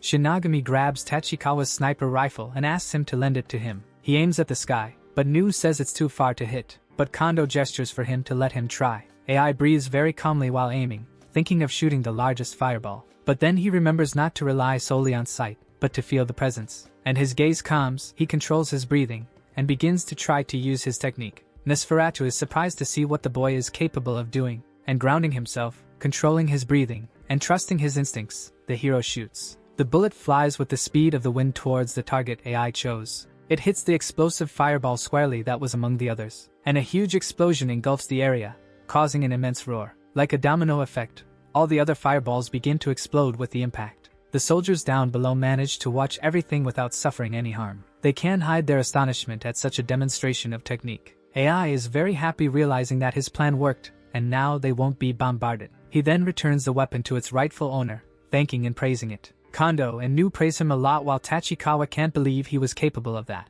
Kuzui can only watch all of this and suffer with envy, imagining how he fell behind. He finally understands that he can no longer match Shinagami. Shinagami confirms with Kondo about the types of keiki bombers and that they can only bombard twice in a battle. The superior agrees with this statement, and says that if they could bombard freely, the entire base would have already been decimated. But AI remembers that the enemy bombed twice and missed both times. The keiki is approaching the sky with all its speed, diving from the air. Kondo shouts for everyone to pay attention and prepare for battle. The gigantic monster poses in front of the soldiers, unafraid of retaliation. It begins to roar at all its enemies, trying to frighten them. But Kondo shouts back, unafraid, for everyone to shoot at the keiki. And following their superior's orders, the soldiers unload their weapons on the monster. The creature manages to defend itself using its enormous wings as a shield against the bullets. AI realizes that the projectiles have no effect on the enemy's body. Through a gap between its wings, one can see the monster's terrifying red eyes. Shinagami remembers a previous adversary who could also defend against bullets with his arm.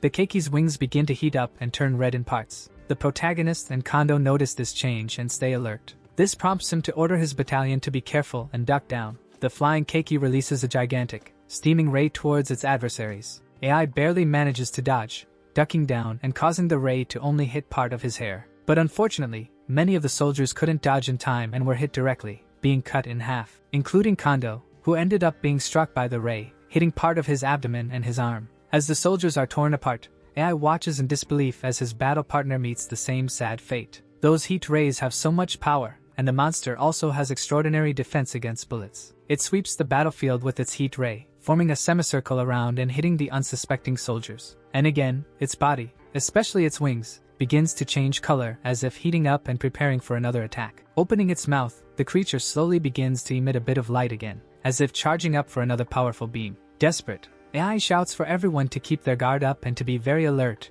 and prepared because the attack is not over yet. And as he predicted, the monster releases another hot beam towards its adversaries. The beam hits AI's weapon, and he realizes that this monster is not just a bombardment type. Seeing the enemy prepare its body and heat up again, the protagonist is facing an exotic keiki. The monster is terrifying like nothing ever seen before. Its red eyes are a testament to how deadly its steaming blows can be. It lunges at the protagonist with its mouth open and its thirst for blood. The monster's dive goes straight past the protagonist and other soldiers who manage to dodge quickly. And again, the keiki is flying while observing its adversaries below, all anxious about what its next attack will be. Nu embraces the body of his leader Kondo with a heavy heart, mourning his death. Kuzui, who is stunned by what just happened, begins to scream, while the other soldiers try to pick up the pieces. The pompadoured one trembles as he shouts that it's all over and everyone is doomed. He has no hope left. AI sees his friend suffering like that, and it makes him reflect on whether he might actually be right since the squad leader has been eliminated. Nu and Tachikawa do not let morale be destroyed. They remind everyone that they are still there and ready to fight. With a smile on his face, Nu says that the squad has been almost completely decimated and the situation on the battlefield remains uncertain. Tachikawa adds that they cannot win with the exotic keiki around and need to defeat it first. He states that the exotic needs to be on the ground to unleash its beams and requires its wings to cool down. He continues by saying that after attacking with the heat beams, it will use its claws and mouth for battle, and that will be the right moment. AI is impressed by the fact that the two can remain calm while analyzing the situation, truly like two experienced warriors. Shinigami closes his eyes and decisively states that he will be the bait. His two partners are surprised by this decision from the boy and widen their eyes. He adds that with the weapons and abilities of Nu and Tachikawa, they will easily break the monster's defense. Nu agrees that this is a good idea and looks at his friend who says he imagined this from the beginning. They ask AI to lead and say they will follow the protagonist's lead. With eyes full of determination and courage, Tachikawa asserts that instead of bait, Shinigami will be in command. Placing a hand on the protagonist's shoulder, Nu says that now is the time for the rookie to shine. Smiling, AI confirms that he will definitely do his best. And Nu, looking back again before concluding his thoughts, searches for someone. Kazui is literally dragging himself on the ground, scared and cowardly as always. He is surprised to be called by his name, and asks if Nu knows him. The brown-haired boy apologizes for ignoring him while they were in the armored vehicle coming to the battlefield and asks for a favor. The flying keiki, which resembles a gigantic dragon, soars through the cloud-filled sky. As they watch it fly, the three soldiers are preparing for combat. Tachikawa says he is ready, maintaining his determined and fierce gaze. AI also has the same fearless look and agrees that he is prepared. The three boys are in battle stance, each with their weapon, rifle, club, and shotgun. Round 2 of the battle against the boss begins now. The keiki performs a maneuver with its body to make a turn. Taking advantage of this opening, one of the shooters manages to injure part of its wing. This leaves the monster extremely irritated, and it begins to roar incessantly. Shinigami managed to wound it using Kondo's exclusive rifle, and now he knows that the action is about to start. The monster returns to the air to position itself better. Meanwhile, the boys on the battlefield discuss AI taking Kondo's rifle. The rifle may look normal on the outside, but it actually has a hidden power. Kondo was very skilled at shooting with medium-range rifles. Nu explains that the plan is simple. First, AI shoots to take down that thing, and then they deal with it. Tachikawa points out that the creature is quite fast and is very attentive to the protagonist's shots. And precisely because it is so focused on the rifle shots, this will create the perfect opportunity. Shinigami starts the plan by shooting at the flying monster that tries to dodge the projectiles. The enemy is constantly on guard against long-range shots from rifles. But since AI was the last to shoot, the monster will pay more attention to him now. The creature comes charging at him, flying down with its mouth wide open. The king silently observes the exotic type within AI. The monster seems intent on personally eliminating the opponent who disrupted its bombardment. Nosferatu notes that as generations passed, individual self-awareness intensified. Now instead of shooting, AI is running to serve as bait for the flying monster. But the keiki is extremely agile and almost reaches our protagonist effortlessly. And that's when suddenly the creature is caught off guard by a precise shot. We move away from the keiki and head towards the shooter, who fired from a long-range rifle. It's Tachikawa who, thanks to his immense skill with rifles, managed to hit the target. The shooter struck a critically vital point, and the creature begins to scream. Since it can no longer fly and can barely see, the creature lands. At that moment, the heroes take the opportunity to disable the keiki's wings so it can no longer fly. Nu and Shinigami fire numerous shots at the body and wings of the monster. But in a spinning motion, the enemy manages to bring its claw close to Nu, and with one of its sharp claws, it pierces the boy's abdomen. AI panics upon seeing his battle companion gravely injured, and the monster, now with one injured eye, stares at the wounded boy. But with a smile on his face and a determined look, Nu finally speaks. And even with his injured body, he begins to shoot with his shotguns using both hands. This causes damage to the monster's wings, and also throughout its body,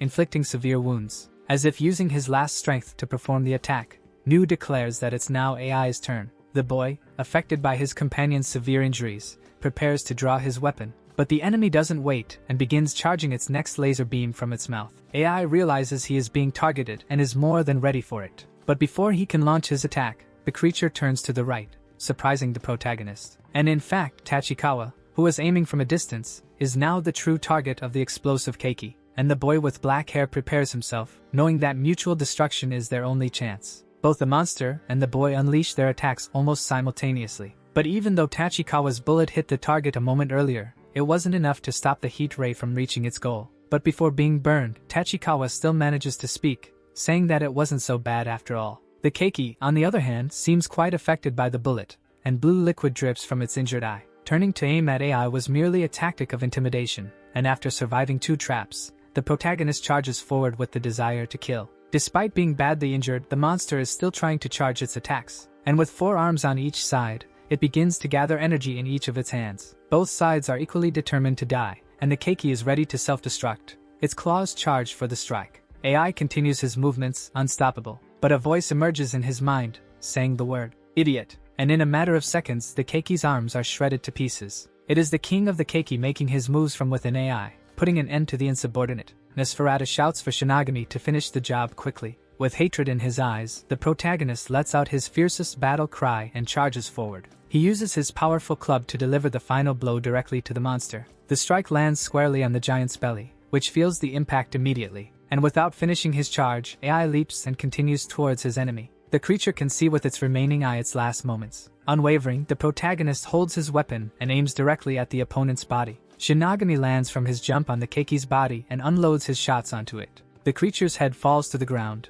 finally unconscious after such a battle. The protagonist is exhausted and panting, feeling all the consequences of the fight. He screams at the top of his lungs. With the setting sun behind him, they emerge victorious. Facing the corpse of the adversary, the protagonist shouts in relief for his victory. Kazui is right behind, observing everything and can hardly believe that AI succeeded. He is incredulous to see how someone can survive fighting a monster like that. But the last blow comes to his memory, and something makes him suspicious about the destroyed arms. All that effort was too much for the protagonist, who is now starting to lose consciousness. The spiky-haired one realizes that the boy is falling unconscious. But before fainting, AI manages to hold on while kneeling.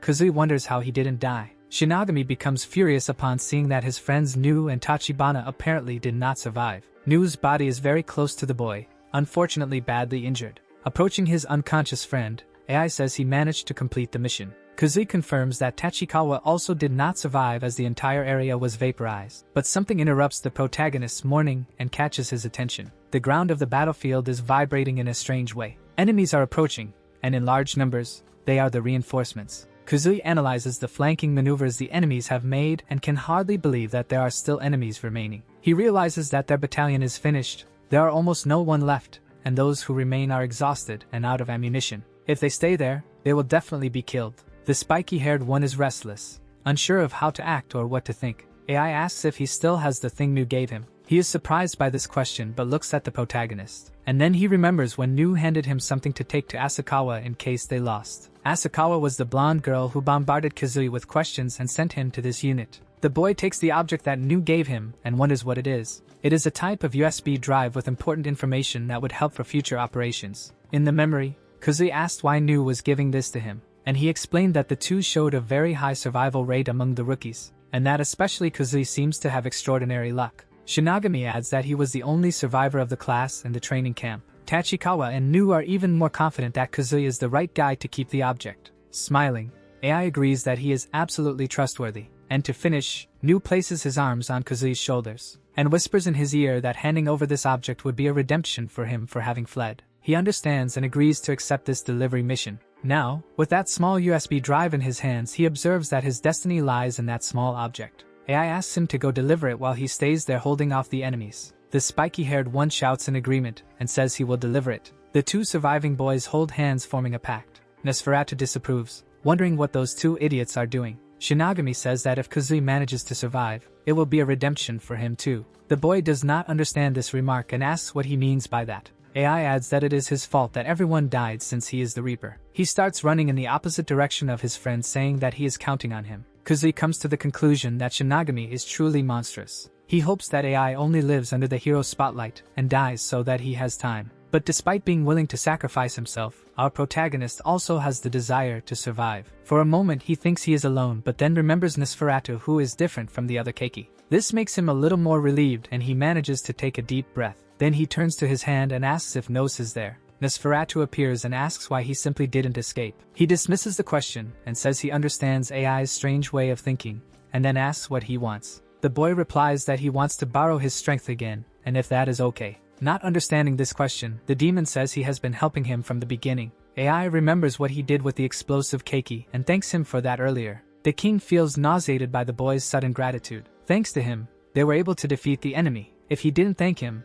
he wouldn't be human. Nosferatu adds that he has already protected him several times, and with a sarcastic smile, he pauses his speech. Laughing like a true boss, he realizes that AI has now managed to understand the concept of manners. One can see a cloud of dust raised by the crowd of approaching monsters. Nosferatu places his little hands on his hips, ready for whatever comes. Our protagonist also prepares, drawing his club and weapon. He wants to show the civilians the power of a true king, and begins his assaults. The two fighters combat the monsters together, AI with his weapons and Nos with his real powers. With a gleam in his eyes, our tireless Reaper charges at all his adversaries. We see Nosferatu explaining the 3 conditions AI needs to be able to revive, and he emphasizes that if his heart is devoured, he will not be able to revive at all. A pile of keikis forms around AI, who is managing to hold his ground in battle. But all this fighting is pushing him to his limit, and he is already quite injured. And being exhausted, he lowers his guard, allowing the monsters to bite him. The keiki that bit his arm is hit by a spiky counterattack. This gives AI the opportunity to retaliate and strike the monster that is attacking his leg as well. Injured, he falls to his knees on the battlefield. Even with Nosferatu's help, he is reaching the maximum of what he can fight. Trying to push his limits, he battles with himself to endure and get back up. A gigantic keiki approaches the exhausted hero, and without waiting a second, the monster lunges to attack him. Shinigami knows he won't be able to dodge this attack, and the monster manages to bite his arm that is holding the weapon. But with so much perseverance, the protagonist still manages to pull the trigger. The keiki is exploded from the inside out, causing a thunderous noise, and the shots from the projectiles are so strong at close range that they create a blue illumination. The creature falls unconscious to the ground. Once again, our hero has emerged victorious, but he realizes that 4 wolf-type keikis and 3 ghost-type keikis are ready to attack him. He is extremely exhausted and has little strength left to perform another counterattack. Gathering his breath, he manages to move his arm quickly. He strikes directly at the head of one of the attacking adversaries. The blow is so powerful that it pierces the body of the middle monster, hitting those behind it as well, and they all explode, causing a deafening noise in the area. Holding his knife and with his arm badly injured, the hero does not give up at any moment. Now he begins to strike the remaining enemies with agile knife blows. Even without movement in his left hand, with his leg injured and out of bullets, he continues to fight. The exhausted protagonist wonders how many enemies are still left. His vision is becoming increasingly blurry, and he can barely keep his eyes open. Nosferatu tries to defend him, saying that he knows what will happen if he dies there. The little demon is also struggling not to give in, but his swords are weakening more and more. Even the king of Keiki is worried about the condition of the two. He shouts, calling AI's attention to retreat quickly. In his mind, Shinigami begins to try to reanimate himself, no matter how many enemies remain. Rising, the boy still manages to cut the neck of another nearby Keiki. Nosferatu continues to assist the boy but shouts again for him to retreat. AI says he knows he needs to kill all the creatures, but Nosferatu asks what he is saying. The demon thinks he has lost too much strength and is out of his normal mental faculties. All battered, the protagonist shouts that even if it costs him his life, he will eliminate them all.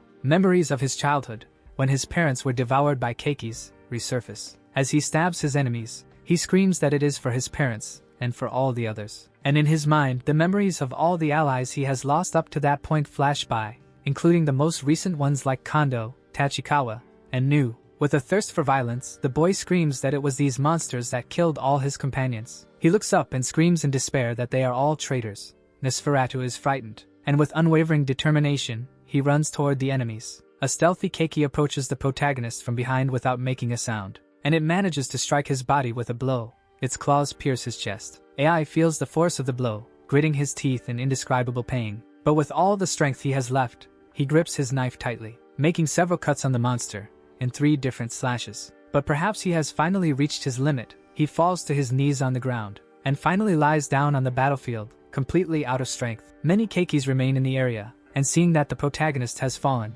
they charge forward with speed. Nosferatu's voice resonates in his head, urging him to get up quickly. The keikis are right in front of him, but his vision is completely dark at that moment. A ray of light pierces the battlefield, making a loud and shrill noise. Footsteps can be heard approaching the fallen protagonist. A man with white hair and an eye patch approaches, finding all of this interesting. He wields a weapon with the word Kyuden forged into it. It is a massive axe, much larger than its wielder. The man lifts the eye patch, revealing a red eye, and says it is as expected of Sakurai. He apologizes for the delay and AI asks who he is. It is Kyuden Ryusei, the captain of the bait unit. He has a different right eye from the left. Shinigami remembers Hanamori explaining to him about the most powerful human soldier. Lifting his enormous axe, he says he is the savior of the protagonist. And in an abrupt movement, he delivers a precise axe strike right to AI's neck. The blow certainly seems fatal, hitting squarely and causing a lot of pain. Kyuden finishes by saying that he will also be the one to kill him. The atmosphere on the battlefield is very tense. Kyuden Ryusei stands next to the hero. He looks to the side.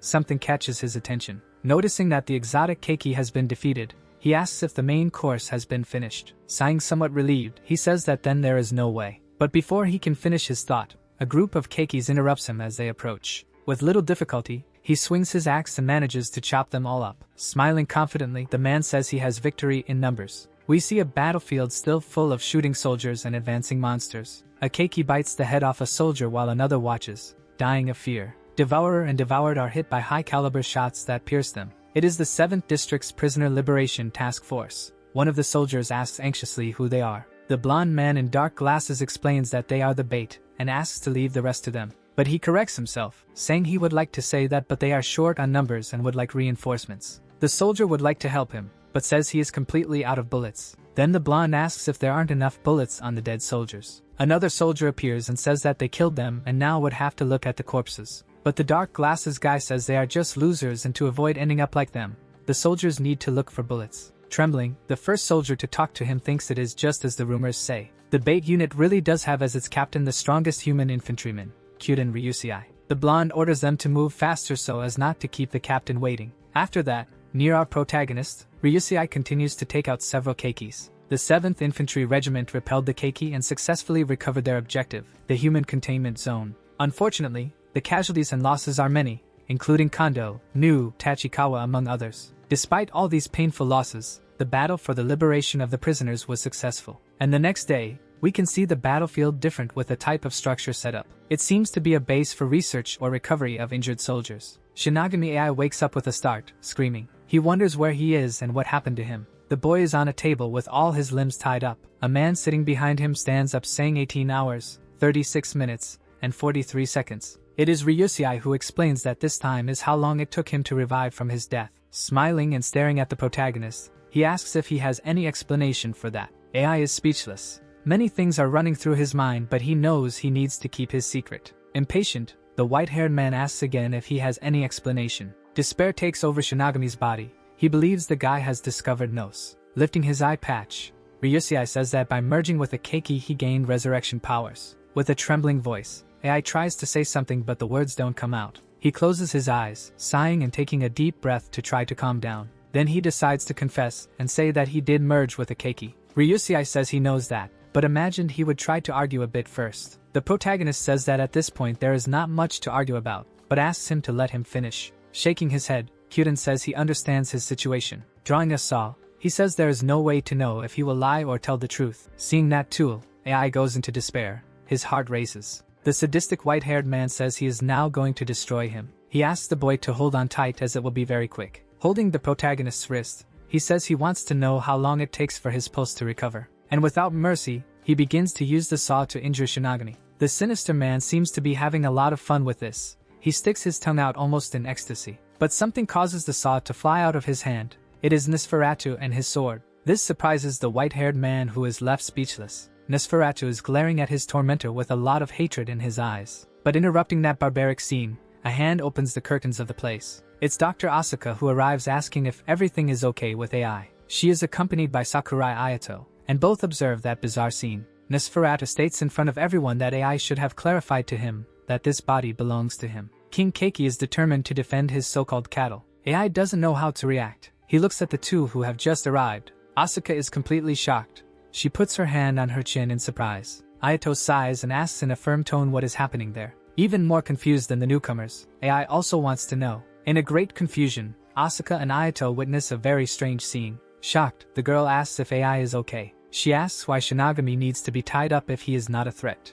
Ryusei, quite harshly, tells the girl to get out of the way, and that if she doesn't obey him, she will die. Asuka notices something different coming from the protagonist's wrist. AI doesn't know what to say and starts to stutter, unable to explain himself. Joining his hands and making a clapping sound, Ayato interrupts the conversation. With a sweet voice and almost in melody, he asks them to have something first. We see the outside of the place, and someone says that something smells very good. Ayato is taking a sip of some drink from a teacup. He is surprised by the quality of the beans in this place, mentioning that the cattle are eating better. Now everyone is seated at the table. The protagonist is no longer tied up, and each has a drink. Ryusei is thinking about AI's body, and how it looks delicious since the fusion with Keiki. Meanwhile, AI is not feeling well at all. He is shivering and has a terrible sensation. Ayato asks Asuka if she managed to understand the current situation. Stuttering, she tries to confirm what she understood, that now AI is with the keiki. The head of the equipment development department agrees and says that they fused. Lowering his head, Shinigami apologizes for never having been able to tell Asuka about this. She approaches him and asks if he is really okay and if his body is truly fine. The boy explains that everything is fine and that he was actually saved several times by this little guy. Nosferatu appears in his hand and becomes furious at being called that way. Asuka is startled by the sudden appearance, but AI tries to introduce him in a friendly manner. Despite this, the little devil is not very friendly and just crosses his arms and turns away. The girl is still incredulous about all of this, especially with the image of the being. Ryusei tries to understand what Sakurai was planning by having the two meet now. The girl interested in AI might have been surprised by this abrupt declaration, but Asuka's expression changes completely, and she says that she is very grateful to him for saving AI. Nosferatu and Ryusei think exactly the same thing, that this woman is beyond saving. But the demon thinks that if she is with AI, then they must be of the same kind. While sipping his tea, the white-haired man thinks that these people are very interesting. Shinigami apologizes again, but Asuka turns her face and says she will not forgive him for hiding this information from her. The girl leans closer to Nosferatu and says that the boy may seem strong, but he is still a child. Then she squeezes the demon's tiny hand and asks him to take very good care of him. Nosferatu likes this attitude and says that she seems to be very obedient cattle. He adds that he is a king and that taking care of this child is quite possible. The girl winks at him and, in a sweet and friendly voice, thanks him again. She asks AI to behave properly, and the boy has the impression that Nos is now his guardian. Sakurai laughs at the situation and says that they really seem like a big warm family. Putting his cup back on the table, he asks them to return to the main point of the situation. He fills his drink with milk and says that from the beginning he suspected the new recruit. All the information he has is that he fused with a keiki and acquired immortality. AI is willing to tell the whole truth, but Nosferatu asks him not to say anything because they are not trustworthy. King Keiki is surprised that Shinigami is so open and naive in this way. He says he thinks those people are nice, and that they can trust them. Nosferatu tries to remind him that they have just been tortured and had their heads cut off by Ryusei. The protagonist explains that he is half Keiki and that it is understandable they want to eliminate him. Those words make no sense to the Keiki king, who cannot comprehend. Everyone present feels the same way and agrees. AI adds that they could have used Asuka as a hostage, so he trusts Sakurai. Ryusei believes that Sakurai may have done this precisely to gain his trust. Irritated, Nosferatu insists that this is a trap to catch him off guard. But smiling, the protagonist says that even if it is a trap, he doesn't mind falling into it. Clenching his fists and grinding his teeth in anger, the Demon King can barely hold himself back. He then sighs and simply says that AI is a very nice boy. Sakurai maintains his neutral expression, but Ryusei seems to wear a sadistic smile. Shinigami asks if he can talk about Nosa's matters, and he says it doesn't matter since he doesn't listen to him anyway. The other three present in the room are convinced that the two have a good relationship. Shinigami then begins to explain to everyone present everything he has experienced with Nosferatu up to that point. Major Sakurai ordered that AI be transferred to Team Kyuden and returned to the battlefield. And again we see the outside of the soldiers' resting place. Then the boy saw a new kind of hell, various body parts of Keiki and humans on the battlefield. Incredulous, he wonders if everyone, both enemies and people on his side, is dead. Putting on a mask, Asuka asks AI to help her bring everyone back home. The boy's next mission is to protect while they recover the bodies and provide a dignified burial for them. Sakurai smiles and asks Ryusei to behave and not go eating random things. With his eyes closed, the white-haired man complies with his superior's orders. Ryusei says he will teach the protagonist how to use his suit. Asuka kneels before the body of a soldier and offers the proper prayers in his honor. With a sad look, she closes the zipper of the body bag. AI feels sick seeing the scene and thinks that she has been doing this while he was sleeping. The girl manages to lift the corpse, probably with the strength she received from her suit. Still, she comments that it is somewhat heavy. Ryusei remarks that the strength the suit provides is not just for combat but has many uses. As a good example, it makes digging trenches much easier. The protagonist spots a drone flying in the sky above them. Without Keiki's nearby, the signal interference disappears, and they can search for the bodies better. Under some rubble on the ground, two bright red eyes appear, and suddenly a keiki rises from the ground and charges straight at Asuka. But before the horrendous creature can reach the girl, it is surprised by a punch. Without much effort, Ryusei manages to prevent Asuka from suffering a surprise attack. The creature falls unconscious to the ground immediately, and there are no more threats. All of this happens so quickly that AI's eyes couldn't keep up. Ryusei adds that he can use drones to find enemies. If the signal is interfered with, it means there is one nearby. and then it makes perfect sense to Shinigami why they need guards to recover bodies. Kyuden takes a type of digital map that shows where enemies might be hiding. He explains that sometimes the soldiers themselves will need to hold memorials for the bodies. The troops may need the drones, but he and AI, who can see the aura of the creatures, do not. Lifting his eye patch, the man says that the boy seems to not be in the best shape. AI apologizes because he still doesn't know how to use his power very well, but Ryusei says he will help him. And although he can now rely on the powers of the keiki he has united with, in the future, he will need to use only the powers of his suit. This way, he will be able to become even more powerful. Shinigami feels somewhat intimidated by Ryusei's expression and feels a chill. Nosferatu takes this statement personally and asks if he means that his strength is not enough. With a sarcastic smile, Ryusei stares at the king of keiki, and he firmly plants his feet on the ground. This causes a powerful electric current that begins to shock AI. He feels unable to move his body and does not understand what is happening. Getting very close to Nosferatu, he tells him not to forget that he can kill him at any moment. But without being intimidated, the king of keiki says he thinks the same and that he can also kill him. He makes a sword appear behind the neck of the man with white hair. With a friendlier expression, he says that it's better for them to get along for now. He adds by asking if the fact that Shinigami is getting stronger is also good for him. The demon says they cannot be careless with this guy and that they should exterminate him soon. But the protagonist is amazed by the shock powers that Ryusei just used and ignores the warnings. Kyuden says he should keep it a secret, but since the boy is his subordinate, smiling, he says he will make an exception and teach him personally. Some military vehicles are moving through the already empty battlefield. AI is still dealing with the last keikis that appear now and then.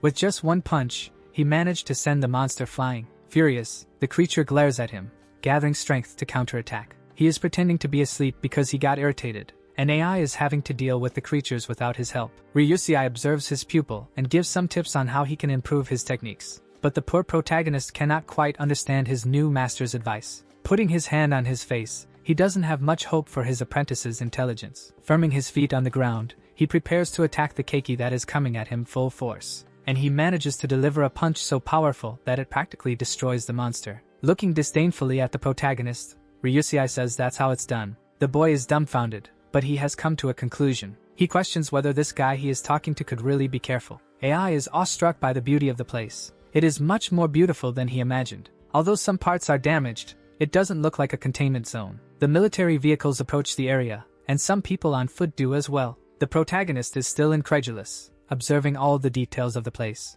It is much richer than the immigrant street, and seems much more peaceful too. But AI notices that the gazes of the people are not very friendly. They might still be traumatized. Even the children look at him with unfriendly expressions. Ryusei notices that the boy seems a bit spaced out, and asks what he is thinking about. He adds by asking if it's his first time in the city and that they have everything there. The man explains that these people worship the keiki as if they were gods, hence the unfriendly looks. Now everything makes sense. AI looks around and realizes that indeed everyone is sulking. Shinigami asks his captain where they are going now. He wonders if it's a night watch or just to clear the enemies from the district. But Ryusei surprises him by answering that they are going to eat. In a beautiful two-story house with very chic architecture, the army has taken control of this area, and now this house serves as a temporary base. The captain asks him to go take a shower and not to worry about the smell of red fluid because it takes a while to wash off. The boy runs ahead, and they enter the large, beautiful house. Shinigami turns on the shower and is surprised that warm water comes out. It's the premium shower he needed. He starts to feel life returning to his body. After taking his shower, he introduces himself again, feeling rejuvenated. He arrives in a room where several soldiers, commanders, and captains are seated. They all seem a bit strange and have a grim expression. Shivering, AI wonders who these people are. Ryusei introduces the protagonist to the others and says that these are his squad mates. Saluting, the boy formally introduces himself to make a good impression. A person with a side-cut hairstyle immediately brings up his dreaded nickname, the Reaper. And another man eating sarcastically says he wants to see how long he will last there. A dark-skinned man with a beard provokes him by saying that this is the face of someone running to their death. Ryusei corrects them, asking them to at least pretend to be nice at first glance. Two other men exchange surprised looks. Then, in a sudden general movement, everyone stands up from their seats. And in unison, they greet him for joining the ragtag squad, which specializes in being bait. The protagonist bows politely and says he is looking forward to working with them. Now with a much friendlier vibe, the group applauds the boy, who feels much better. Ryusei points to a spot at the dining table next to him, and Shinigami goes over there. A blonde man with sunglasses introduces himself to the protagonist as Noba, the vice captain. A girl with round glasses approaches with a large pot. She is the cook who came to serve them. She says it's fresh from the pot and comes closer with the food. Everyone present thanks the girl and rushes towards the pot. The young woman turns to AI and formally introduces herself, explaining that she is responsible for the meals. The boy shakes her hand in a polite and kind greeting. Ryusei is enjoying the meal and says that the best part is being able to eat the food hot. With a somewhat uneasy feeling, Shinigami thinks that he is eating right after dealing with a mission like that. He thinks that if it were the old him, he probably wouldn't be able to eat for a while. But without wasting time, he puts a spoonful of food in his mouth. Determined, he thinks he needs to eat to be strong for the day ahead and work hard. The captain observes his pupil eating and lets out a somewhat mischievous smile. He offers the boy his portion as well and asks him to eat plenty. Shinigami accepts the challenge and starts eating again. And as he puts the spoon in his mouth, his face turns all red and hot because it is extremely spicy. The others start laughing and say that the captain loves very spicy food. The young woman offers water. The person with the side cut winks at AI and says that it wasn't bad for a rookie. The bearded man laughs while saying that he was initiated very quickly. Ryusei turns to the protagonist, asking if it wasn't delicious. And still sweating from the spice, the boy says yes but prefers not to eat more. This causes everyone at the dinner table to laugh, creating a pleasant atmosphere among newfound friends. AI is not tearing up just because of the spice. He feels that he might fit in there. The day turns into night as the sky darkens, and we see a multi-story building. The mayor of the containment zone is sitting on a sofa with a rather unfriendly expression. Sakurai is talking to him and asks if he is asking them to leave. There seems to be a tense conversation between the mayor and Sakurai. The bespectacled man asks to confirm if he is indeed asking them to leave. Worried, the mayor says that the population was satisfied with the life they had been leading until now, even under the shadow of potentially being consumed by the keiki at any moment. Sakurai questions this. Ayato points out that he probably doesn't feel that fear because he is on the side of those who choose the sacrificed. The head of the equipment development department casts a sinister glance, but the mayor says that it is not just his decision. It is a decision made by all the residents. Only a select group of people chooses who gets devoured, but Sakurai questions the feelings of those who are chosen. Agitated, the mayor says that this is part of the agreement they made with the keiki, and it is the only way. Looking out the window, that word leaves the man deep in thought and agreement. Several harvests are made in the containment zone, and Sakurai asks what fertilizer is used. Night falls as the two men continue their tense conversation. The man says that the bodies of the keiki are extremely nutritious. They offer sacrifices, and the keiki fatten them up. The food also increases, making it a perfect human ranch. This observation from Sakurai leaves the mayor extremely irritated. Ayato says that this is the result of their efforts, and is glad he doesn't have to worry about being devoured. Glancing at the mayor out of the corner of his eye, sarcastically, he says that it is unusually good. Pointing a finger in Sakurai's face, the mayor fears that keiki from other areas will attack because of him. The chief responds that since it is a great ranch, they might want to take it back. Ayato explains that there are some special keiki considered kings, called lords, and that ranch is certainly under the control of a lord,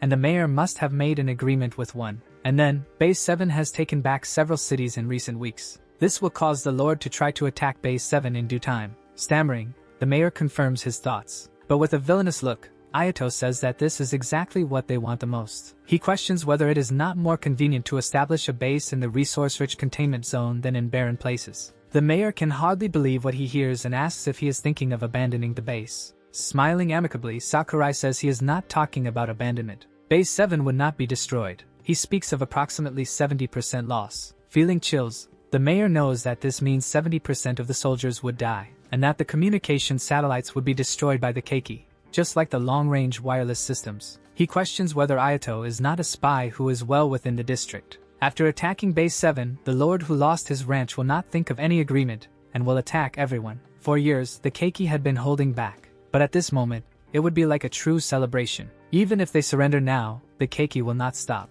They will definitely eat everyone. Envisioning this possibility leaves the mayor terrified and shivering. In desperation, the man kneels, saying he can't believe this is happening because until now, everything was fine. Sakurai disapproves, stating that sacrificing his people is not the right way. And now it is the mayor's turn to make his decisions. Trembling in agony, the man asks what Sakurai wants them to do. Ayato says just one word: support. For the victory of the human allied forces, they need the mayor's assistance. Both kneeling now, they hold hands as a sign of partnership. For humanity, for the world, for the future of all, Sakurai asks them to fight together. The mayor is drenched in sweat as if he has run a marathon, and he calls him a monster. 3 days later, 2 motorcycles traverse an empty field. They are the off-road Recon 2-stroke motorcycles. They are desperately fleeing from some keiki that are quickly pursuing them. The worried soldiers look back and realize that the keiki are almost catching up to them. one of the keiki gets very close, nearly biting the soldier. But a punch lands on the skeletal face of the monster. It is our protagonist performing an attack similar to what Ryusei taught him.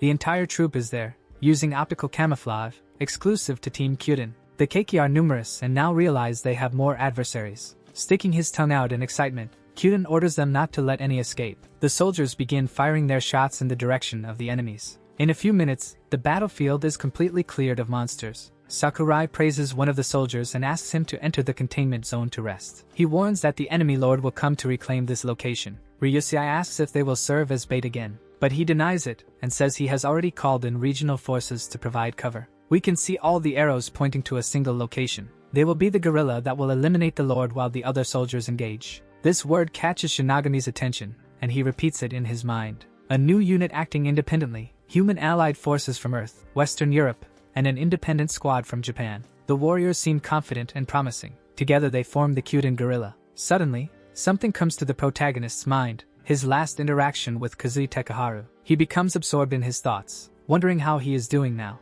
The battlefield is clear of enemies, and only the troops are present. The guerrilla unit was established 2 days ago. AI was talking to a girl. Guard training.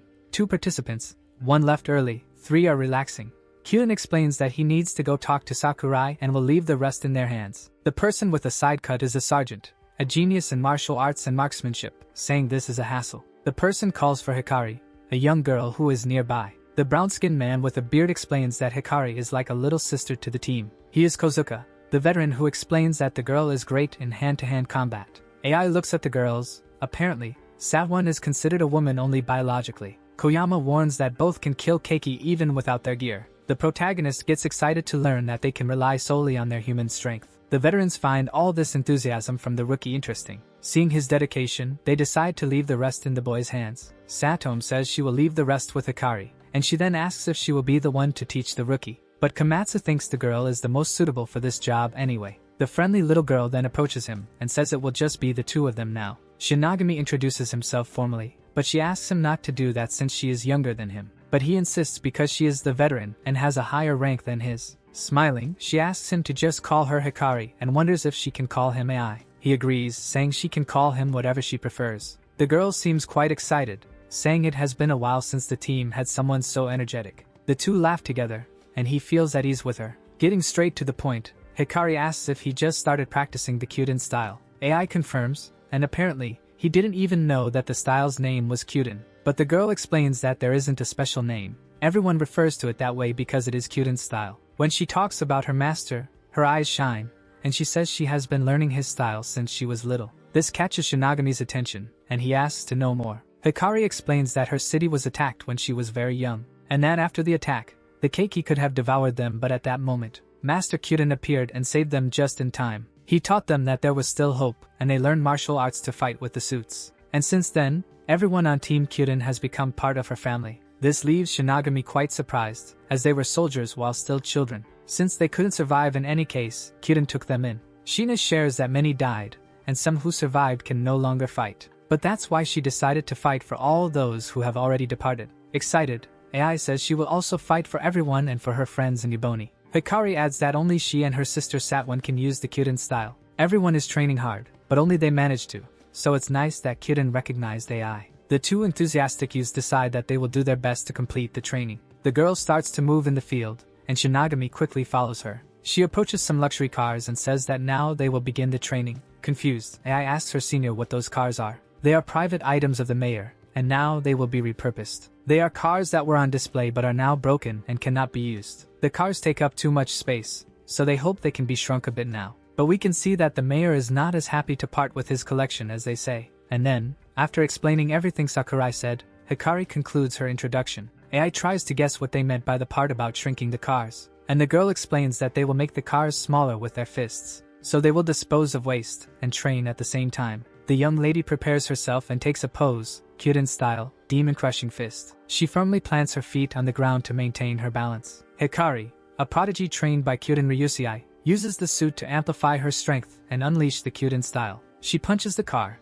and an absurd explosion ripples through the bodywork, easily destroying the vehicle. After finishing her strike, smiling at her friend, she says it's quite easy. AI's eyes shine with such a display of power, and he praises her. Hikari asks if he can do the same, and he says he will try. From a distance, explosions and movements near the cars can be seen on the battlefield. The rookie Shinigami doesn't do too badly. He manages to lift the car with the force of his punch. But for him, that's not enough. He starts to get frustrated for not being able to do more. Hikari explains that this punch is the prerequisite for him to perform the other techniques of the style. She says that if he stomps the ground with force, it's like channeling his strength and releasing it through his fist. He needs to let the muscle strength enhanced by the suit flow through his body. This flow of energy is called Jin, and he needs to get used to that sensation. While Nosferatu sleeps, AI is working hard to understand this Jin energy. AI thinks that this method might work, but it has caveats. She believes she will need Nosferatu's help. Last time, Nos ended up overexerting himself in battle, and recently, he has needed to sleep a lot to recover all that energy. The other members of Team Kyuden watch AI's training.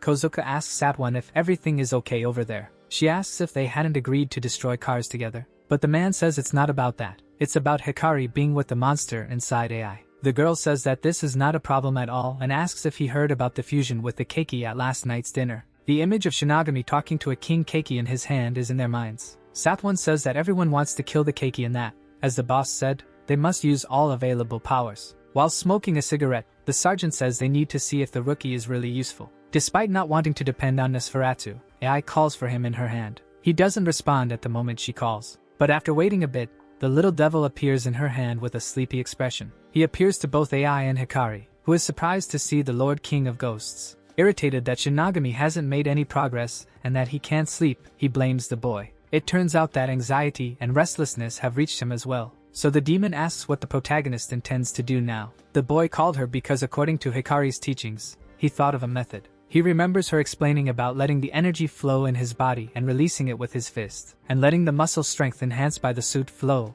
the energy called Jin. AI believes that if he uses the strength of Nos, he might be able to master Jin. Hikari, amazed by the boy's cleverness, understands his plan. He apologizes if this seems like cheating in any way, but smiling, the girl says that doesn't exist. The Kyuden art is not a doctrine but rather a technique to defeat enemies, so there is no such thing as cheating. And in this way, he will be able to save more and more friends. She is sure that her master and her sister would say the same thing. Shinigami is quite excited about the girl's approval to use Nosferatu, and then turning to his partner, he asks if he can use his help. Nos agrees to provide special guidance, and then he will be able to sleep well. Both young men are excited about each other's happiness. Then Nos begins the guidance by saying that while using his power to bury an enemy, like that time when AI delivered a punch right to a keiki's stomach, he will need to feel Nosferatu's cells while executing the attack. The protagonist closes his eyes to concentrate on this instruction, and then he manages to feel Nosferatu's cells circulating in his body. When AI exerts force, the muscles seem to spring forth, and the cells respond as well.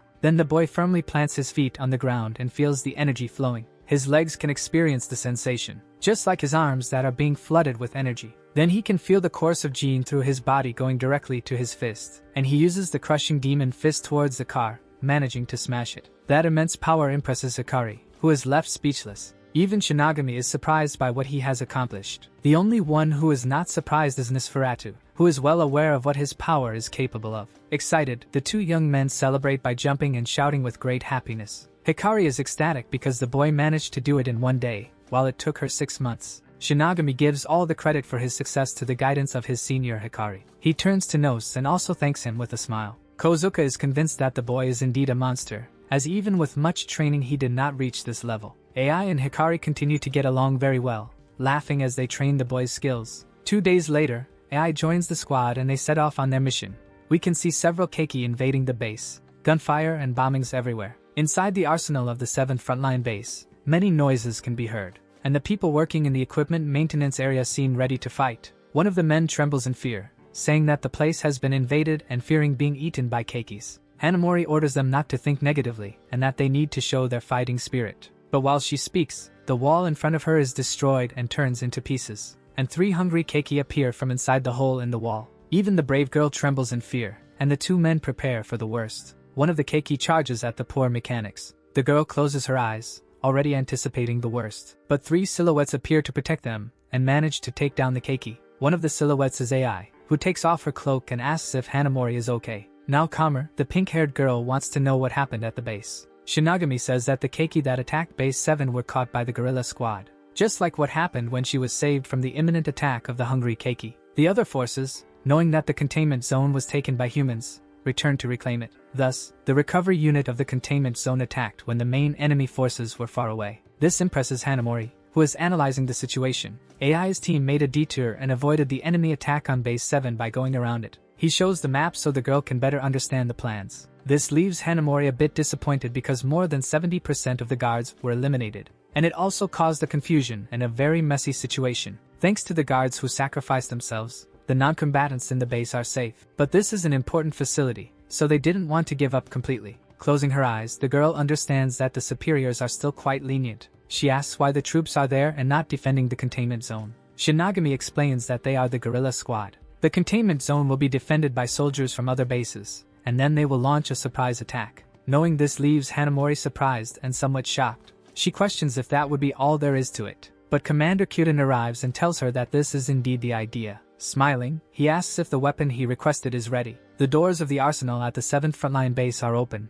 letting in light. Shintani and Ishida are there, observing their new equipment. Koyama watches all of this and says they got some really cool new toys. But very seriously, Ishida responds that they are not toys. Shintani asks if Koyama's plan is to take off with them, but the boy denies it, saying that this blatant move only signals for them to eliminate him. Angry at his partner's playful attitude, Ishida says that with his skills, he would be defeated anyway. He doesn't let it get to him, and walks away from the two with a smile on his face. Shintani asks him not to worry about it, but Ishida knows he is just trying to calm everyone's nerves, since surely everyone there must be very tense. In another room, sisters Hikari and Satwan are observing their weapons. Satwan holds a kind of spear with a very beautiful shiny tip. Hikari admires her friend's new weapon and is amazed by its beauty. The girl says that her sister's double blades are also very cool. Holding two red swords, Hikari smiles. One of them has a cute little charm. The girl is happy with the compliment and gives a big friendly smile. This reminds her of a cute and obedient puppy, and Satwan pets the girl's head. But at that moment, she looks to the side and remembers another subject.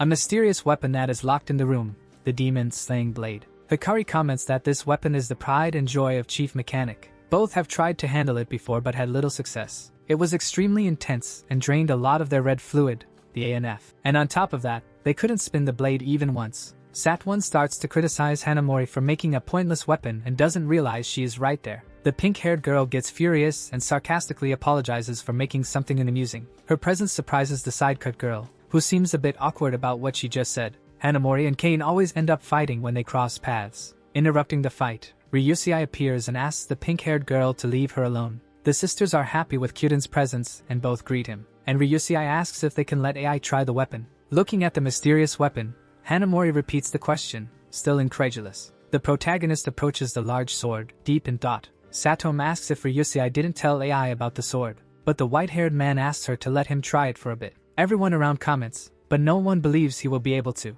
Concentrated, the protagonist holds the sword with both hands, ready to unsheath it. And with some ease, he manages to pull the sword from the sheath and observes it. Everyone is impressed by this feat. Hikari is amazed, and Satome even sweated. The protagonist also manages to execute some vertical strikes with the weapon, leaving everyone around speechless and in awe. He can't quite understand, but he knows that this sword seems quite powerful. Excited, Hikari celebrates that he really managed to swing the crouching dragon. The people who are watching from afar approach him, praising him. Hanamori is extremely emotional and unable to hold back her tears, celebrates as well. Ryusei knew that after merging with Keiki, the concentration of ANF in Shinagami's body would be high. The boy is super enthusiastic and happy with everyone's compliments, and this is totally beyond what the captain imagined. We can see Kuzui stretched out on the ground, with his arms and legs spread wide. Feeling very cold, he has no idea where he is. He remembers saying goodbye to Shinagami and walking a bit, but something surprised him along the way, and after that, he can't remember anything else. He doesn't know if he was devoured or captured. A boy with horns appears accompanied by a keiki and orders him to wake up. Kuzui wonders who that is. He questions if it's some little demon. The boy says he has some questions to ask him and won't kill him for now. He approaches Kuzui's arm and casts a type of magic. The magic begins to take over the area. Some clouds appear. Kuzui's arm starts to freeze instantly. Extremely scared, the boy with the pompadour wonders who this guy is that froze his arm. And with a sinister look, the demon asks him not to die so easily. Kuzui realizes that this guy is a humanoid keiki and that he has encountered a lord. Back at the base, everything seems calm despite still not being very organized. Shinagami becomes worried upon learning that his colleague Kuzui has not shown up. Asakawa mentions that she hasn't received any news about him. AI is quite anxious and starts to wonder if Kazuya is still alive. The girl asks him to focus on the mission since they cannot lose the containment zone again. The protagonist agrees and poses politely in front of his superior. She questions whether this is the guerrilla squad carefully cultivated by Sakurai. The superiors are using Base 7 as bait for redemption. It is expected that some humanoids will be involved in the next battle, which could make everything more difficult. She, as the temporary commander of Base 7, is counting on everyone from the squad. Shinigami salutes respectfully and agrees with his superior. He withdraws and makes his way back to his duties. Asakawa thinks that she still hasn't gotten used to sending young people into a dead end. The squad is facing a disabled personnel transport armored vehicle. Ryusei explains that a katana combines the advantages of a weapon, a blade, and an axe. He asks Shinigami to use it as he used the baton earlier. The captain explains that it is necessary to get accustomed to the weight and length of the weapon. Explaining a bit more about the crouching dragon, he also asks if the boy has learned the special punch. As soon as he confirms that he has learned, Ryusei smiles and says it's not bad to have learned so quickly. The punch he learned is not just for hand-to-hand combat but can also be used with weapons. Since he has learned to use Jin, he can channel its power from his body to his weapon. As an example, he first demonstrates a normal strike on the destroyed vehicle. Then he shows how a strike using his Jin looks. With just a swing of the sword, he manages to split the vehicle in half. Incredibly,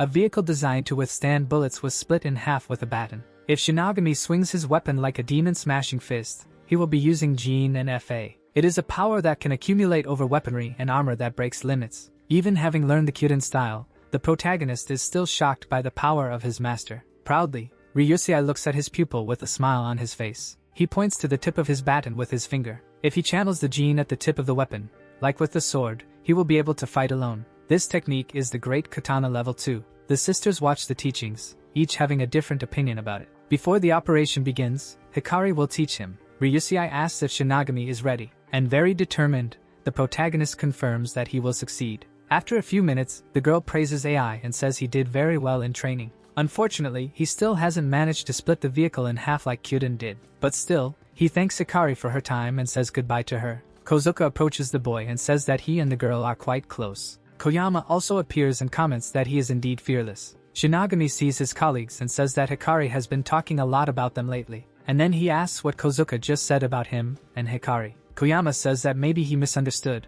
as he thought it was something interesting. And the dark-haired man asks if AI has a girlfriend and that he loves this kind of gossip. A bit flustered, the protagonist repeatedly answers that he does not. And at that moment, the nosy Nosferatu appears talking about the medical girl. This makes Shinigami even more embarrassed, and Kozuka is surprised to see the Demon King speaking. Koyama says he has heard of Asuka and that everyone talks about the cute medical student. She always takes the lead in body recovery operations and is known as Angel in Hell. Nosferatu adds that she resembles AI quite a bit, and they make an interesting pair. The two colleagues become interested in this topic, and the protagonist is mortified. Koyama explains that if he has someone like that, he shouldn't be playing around, and the dark-haired man adds that for Asuka, he needs to survive. He finishes by saying that he needs to return to them, no matter what happens. Forgetting his embarrassment, the determined AI responds that he will do that. They return to talking about Asuka and ask how things are going, but AI tries to explain that it's not as they think. Feeling welcomed, he thinks that this time everyone in the unit needs to survive.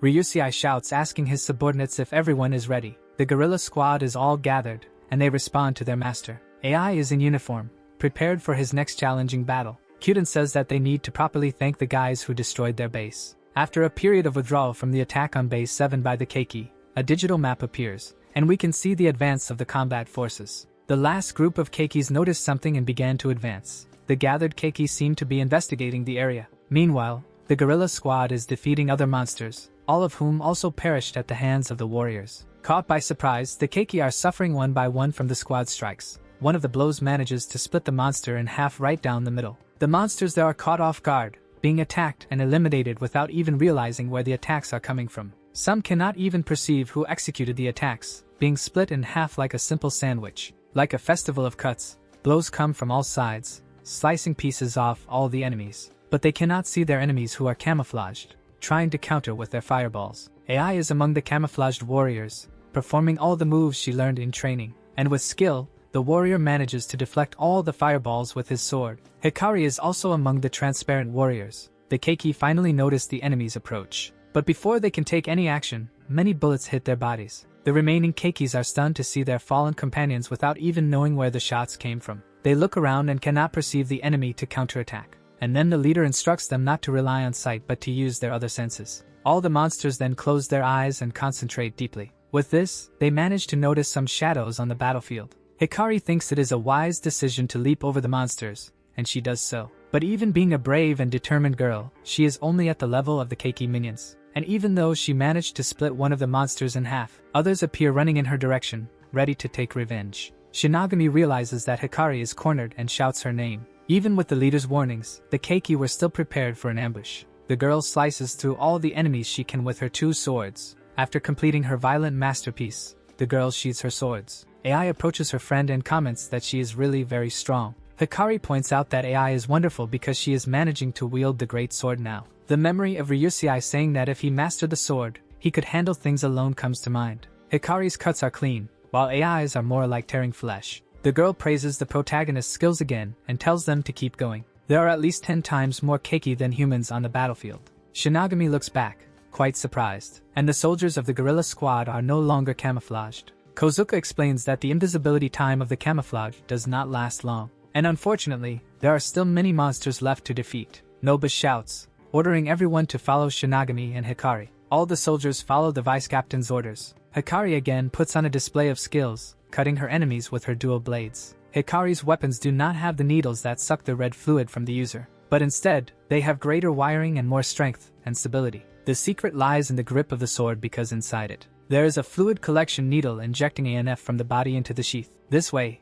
every time she releases the sword, it restores a bit of its edge. When designing and manufacturing weaponry, balancing power and durability is incredibly difficult. But Hanamori successfully designed the katana and the functions separately in the blade and the sheath. Although it needs to be sharpened from time to time, it can be called the strongest one-handed weapon. And the person who can wield it is the greatest swordsman of all time, Hikari Shina. A Keiki stares at her, almost taking an unsafe distance. Calmly, the girl holds her sword that is sheathed, and upon drawing it, she strikes the monster with the hilt of the sword, causing an injury to it. It's as if an electric energy passed from the sword to the creature's arm. It flies backward with all the momentum, suffering the consequences of the blow. The impact is so strong that it ends up doing a somersault in the air and landing face first on the ground. It is a demonstration of a swordsman perfectly using the Kyuden style with the power of Jin. She uses her dual blades with lightning speed to bury the Keiki one by one. The girl controls not only her Jin but also that of the opponent. With this, she manages to make their bodies collapse and throw them away. The Keiki execute a coordinated attack in a fan shape with a time delay. Hikari has less time to sharpen her sword and may have put everyone at risk.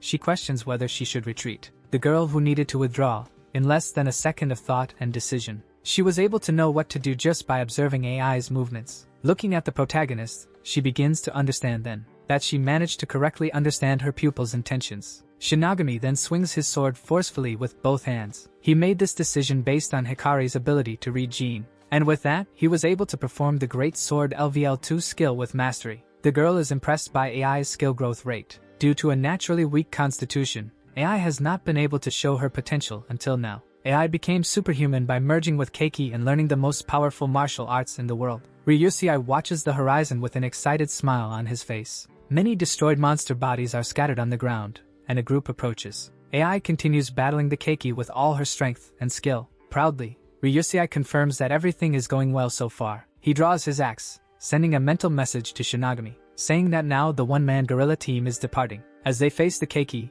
the protagonist asks if the captain is fighting alone. Hikari tells that her master is even stronger when working alone. Kozuka adds that when it comes to commanding, Shinagami is more capable. Koyama mentions that the captain's name is written as bait but read as Kyuden. Shinagami is surprised to see some explosive fireballs falling from the sky. He can even shoot in a rain of bullets, and there are many explosions in the sky. Shintani and Ishida use their jetpacks to fly towards the fireballs. With mastery, they manage to dodge the projectiles and advance towards the enemies. However, a flying Keiki tries to attack Ishida from behind, but is surprised by a spear that pierces its head. The spear belongs to Satwan, who uses her Keiki spear cherry blossom attack. With sarcasm, she asks if he can handle this since he was the best student. The boy says he had already seen both the flying Keiki and her approaching. Angrily, the girl then asks if he used her intentionally, and while preparing his weapon, he says it was kind of like that. This makes the girl furious, and she starts to throw a tantrum in the middle of the fight. But her battle companion is serious while she is furious. He calls for Shinagami, who is nearby. It's dangerous ahead, and he asks the protagonist to please cover Kane since everyone is counting on him. AI confirms the orders and continues on her way. Shintani also asks Hikari if her sword will be able to handle everything, and she confirms. The squad then splits up to cover their missions. There are no signs of any losses even though they are surrounded by enemies. Not a trace of inattention or unpreparedness during the battles. When in a position of advantage, it's easy to let one's guard down. One of the enemies is sharp, alert, watching everything around. Shinagami realizes that this enemy is aiming at the girl. He shouts for Kane to be careful. She is a bit ahead of him. The girl realizes too late and was about to be hit, but he manages to push her in time, preventing a lightning strike from hitting her. AI gained these battle understandings before becoming the Reaper. The lightning was strong enough to obliterate the upper part of a Keiki's body, and before them appears the familiar flying Keiki with multiple arms. It is the same species from the battle to claim the containment zone. Worried, Shinagami quickly turns to Kane. The girl is performing a skilled backflip. She firmly plants her feet on the ground as she finishes the jump.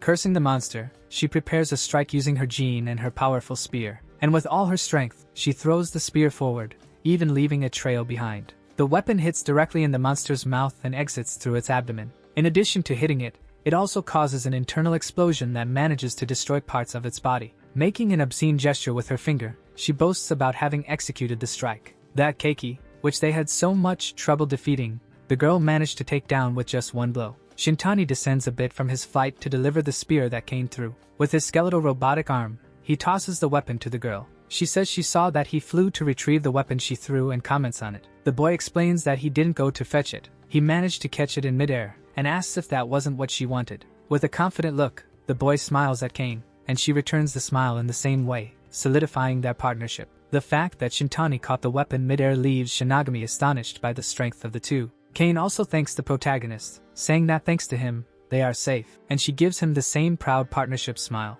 This makes him super excited, and he feels recognized for his heroism. But Shintani needs to interrupt this moment, telling them to pay attention. In the distance, a different and enormous creature can be seen. It looks like a Keiki but much larger and equipped with thick armor. The boy warns that this is a humanoid Keiki. Shinagami is incredulous as he finally lays his eyes on such a powerful enemy. The humanoid Keiki is right in front, still facing away from the squad. Shinagami still can't believe what he sees. He knows the reputation these enemies have. When the squad began the surprise attack from the rear, other defense squads from various bases also formed teams to confront the Keiki commander. Due to the sacrifice and cover of the main force, the elite unit managed to reach the humanoid Keiki. The soldiers fire without fear and manage to spot the humanoid Keiki but do not falter. However, the gigantic enemy possesses a power that few are prepared to handle. He can form stone barriers in front of him, blocking the soldiers' shots. And without any effort, he can negate all the advances of his enemies. This surprises the fighters who no longer have many means to deal with him.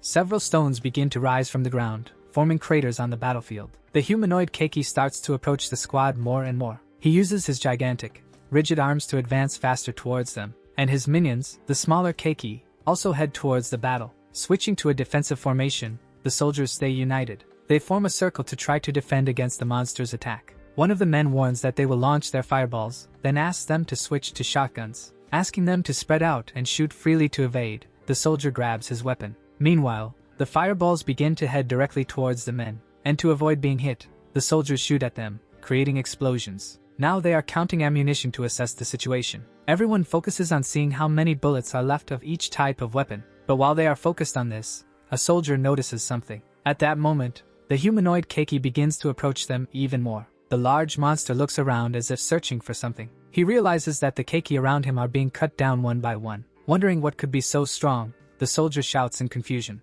and two somewhat transparent silhouettes can be seen using their swords against the Keiki. The worried soldier seems to have identified the Reaper among the silhouettes, and the warrior's transparent camouflage begins to reveal who is behind the attacks. Visible, the hero continues to use his great sword to defeat all the monsters there. He is satisfied with the strength of his allied guards, and he intends to join forces with them to attack the leader of the enemies. The guerrilla squad is also getting closer. Adjusting his outfit, he looks at his partner and thinks that he should team up with her. She does the same, and he knows that this way they could surpass the stone shield. The two begin their attacks in a coordinated manner with rhythmic steps. But something happens that catches the girl's attention. Kane also notices and makes an anxious expression. Finally, Shinagami also realizes and seems worried. Then he shouts for his colleagues to move back about 10 meters. The humanoid Keiki begins to scream, and lines that resemble a labyrinth form on the ground beneath him. Some stones start to rise from the ground, breaking the soil below them. and to the misfortune of some soldiers, the stones manage to pierce their bellies. This phenomenon begins to advance towards the guerrilla squad. Hikari ends up getting hit on the side of her belly. Kane is also hit but lightly on her leg. The girls believe that to anticipate an attack of this level, it could only be AI, and the protagonist is strategically positioned among some stone spikes. He managed to dodge thanks to Nosa's detection, which resurfaced for a moment. The stone spikes are pulled back into the ground. Nosferatu wakes up and asks the boy what is happening, and what smells so bad. He recognizes this smell as being from some minion of the gluttonous demon. The humanoid Keiki remains silent, merely looking in the direction of the heroes. But a sinister aura can be felt behind him, as if he were part of something greater. The smell is much stronger than that of the henchmen they encountered earlier. Nosferatu questions whether this is a knight serving the Lord. Looking at his partner, AI asks what it means to be a knight. The humanoid Keiki begins to say that this smell would belong to a member of the same clan from another territory. He introduces himself as Greem, a loyal servant of the ice demon, Zordon, who rules this land. Shinagami is impressed to see that this Keiki can communicate. The Demon King asks why there is so much surprise when it is not the first time he has seen a high-level Keiki. The protagonist agrees with a smile, and says that he has the best Keiki by his side as reinforcement. Nosferatu confirms and says that these knights are just child's play. Greem says he wants to ask them a few questions. Shinagami quickly thinks that now that the enemy is stationary, they should take advantage of the opportunity. The big monster asks why Nosferatu fused with the human, who he is, and why he didn't devour him. The Demon King seems somewhat disappointed with these questions. Laughing, he sarcastically asks who the clumsy one was that created this piece of trash. And after finishing his laughter, he says he can only imagine the fool who made him. Greem says that if he insults his master, he will get what he deserves. Nosferatu mocks the way he refers to his master, and asks him to stop making jokes. Then he decides to introduce himself, and says that if he knows what is good for him, he should kneel. The knight seems to have heard of him, and is a bit incredulous about the information. He widens his sinister eyes and his mouth full of sharp teeth. Greem adds that despite being hard to believe, he found a king in a place like this. The one who restricted humans as sustenance, leaving countless Keiki hungry and resentful of the clan. After being defeated by Belsain, he did not die honorably but fled the royal city to hide. And now he is parasitizing a human to cling to life. This is Nosa's reputation. The knight closes his eyes, completely disgusted with what he knows about the Demon King. And then, upon opening his eyes again, he says he will offer the king his final pity. Shinagami confronts Greem's words, saying he knows nothing about his partner. This attitude surprises Nos, who looks attentively at his host. The humanoid Keiki repeats the word AI pronounced partner. Shinagami adds that Nos often thinks too highly of himself, but now he is his partner. This makes Nosferatu burst into laughter, saying that AI is very arrogant. And after finishing his laughter, he becomes serious and asks the hero to take down the monster, using any means necessary. The protagonist asks if this is allowed since that guy is also a noble like him. But Nos says that since he has the lineage of Belsain, he does not need to be saved. The conversation of the noble Keiki is interrupted by the sound of gunfire on the battlefield. The signal to resume the battle is the 4 shots from the sniper, and the special ability to lift stones from the ground activated by Greem. He easily protects himself from the shots with rock shields forming around him. Shinagami asks everyone to pay attention to the ground and get out of the way. The ground around the humanoid Keiki begins to give way with several cracks. The more distracted soldiers end up falling into these fissures. And just as they open, the fissures suddenly close, trapping the people who fell there. The guerrilla squad warriors are surprised by the wide reach of the attack. The vice captain warns that this attack has a range of 100 meters, and the bullets can hit from the other side. Everyone then starts shooting their weapons in the direction pointed by the man. But Greem is clever and manages to defend himself well at the moment by raising his shields. He observes his adversaries from behind the rocks, and then he begins to unleash his attacks that pierce the shields heading towards the heroes. Kozuka asks what those bullets that look like drills are. The stone bullets begin to get close to the soldiers, who quickly prepare. These stones are much heavier than they appear, and one after another, they seem to get heavier. And besides the weight, they are also coming in large quantities. Hikari realizes that even with AI and everyone together, it is very likely they will be overwhelmed. The protagonist begins to imitate the girl's techniques and cuts the incoming projectiles. She is impressed to see him doing this, mimicking her double blade technique. With the power of the suit combined with Nos, even the heaviest sword feels like bamboo. And easily, the boy manages to deliver spinning sword strikes, cutting through the stones. The trajectory of the cuts changed from straight to circular. This is the essence of the Kyuden sword style. Satom wonders if AI has managed to learn this even without Hikari needing to teach. Shinagami's martial sense is as good as hers, or perhaps even stronger. As if he could multiply, the protagonist manages to break all the projectiles. Taking a deep breath, he decides it's time to turn defense into offense. Green notices that the boy is managing to block his attacks, so he decides to change his approach and stretches out his stone arm. The horn located on top of his head begins to make a different noise. Shinigami recognizes this sound as the sonic waves of the keiki, and a population of monsters hears their master's call to join the battle. AI questions whether they should have their subordinates join the attack. The vice captain orders them to engage in battle and ignore the stone bullets. Then the weaker soldiers deal with the minions while the squad charges at the knight. With this movement, the hero manages to think of a plan and believes they can win. Shinigami realizes that the enemy leader is using sonic wave communication. This causes all the minions to approach rapidly. Koyama ends up getting bitten on the arm by one of the enemies. Feeling a lot of pain, he looks at the freshly opened wound. The squad is suffering some damage on the battlefield even while fighting bravely. Many explosive fireballs begin to fly towards the heroes. Shintani shouts for them to shoot at the fireballs and destroy them. Meanwhile, yet another herd of various monsters approaches relentlessly. The squad members can't help but feel anxious. After repeated contact, AI begins to understand the communication of the keiki. The minions are attentive to all the orders they receive through these waves. The protagonist prepares and begins to perform a communication interference strike. He then starts to hear the waves coming from Green just as he does with Jean.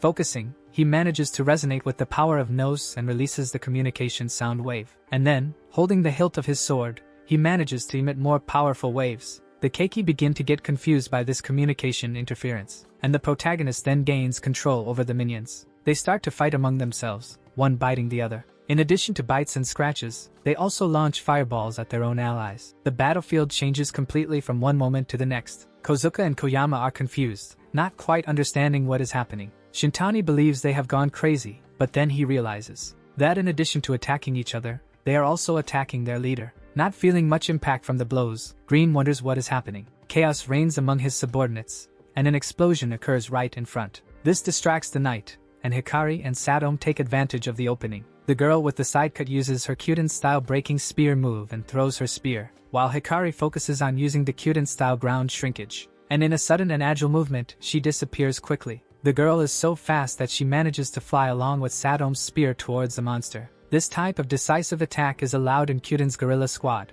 The girl advances with the weapon towards the boss being attacked by his minions. The squad's unique ability is the instinct for victory perfected through countless battles. It is the prerequisite for executing so many high-risk ambushes. Green notices the risky strike but is impressed. The spear approaches the monster with all its speed. Green only notices the spear when it is already very close to his body, and he is hit by it, which shatters his left arm into pieces. But he is surprised because that is just a distraction. The real attack comes, and it is Hikari preparing her blades for the strike. No one can be faster than her in attacks at this distance, and she will not waste the opportunity. With both hands, she delivers sword strikes to the villain's body with all her power. A surprise attack with double coverage was definitely the right decision, but Hikari's swords cannot withstand the impact and break into several pieces. And the enemy, despite being injured, is still standing and begins to prepare a strike. Through the cuts she made on him, the girl realizes that the enemy is not made of stone but perhaps made of diamonds. And in any case, against a keiki as hard as diamond,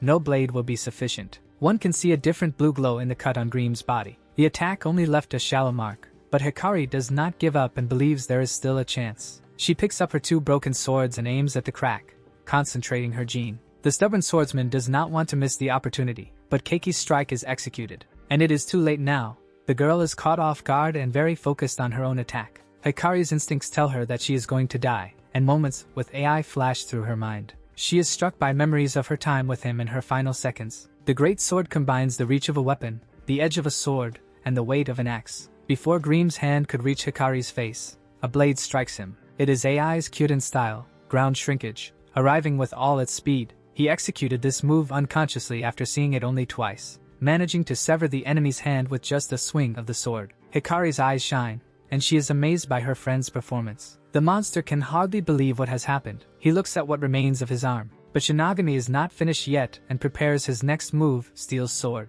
And with the great sword LVL3, he manages to split the powerful keiki leader in half. Ryusei smirks slyly and asks who is next. Two stone keiki stare at him, and he is wielding his powerful axe. He kicks a decapitated stone keiki's head while mocking them. Diamonds are truly the worst enemy of a weapon, he says as he puts his hand in his pocket. The remaining keiki seem worried about facing the captain's powers. One of them trembles as he repeatedly asks why. The other shouts that the keiki phenomenon cannot be activated, and Ryusei finishes by saying it is because he did not allow it. Slowly, he approaches the two enemies nonchalantly. He comments that the two manipulate the ANF flowing on the ground, and Jean can do something similar. Waves resembling an optical illusion appear beneath him. With the range that Jean provides, the enemy's waves are completely ineffective. But this movement can only be performed if there is no one nearby because normal people would explode. The keiki calls Ryusei a monster as he gets closer and closer to them. The shorter one says that in that case, they will fight up close. However, before he can make any move, he is caught off guard,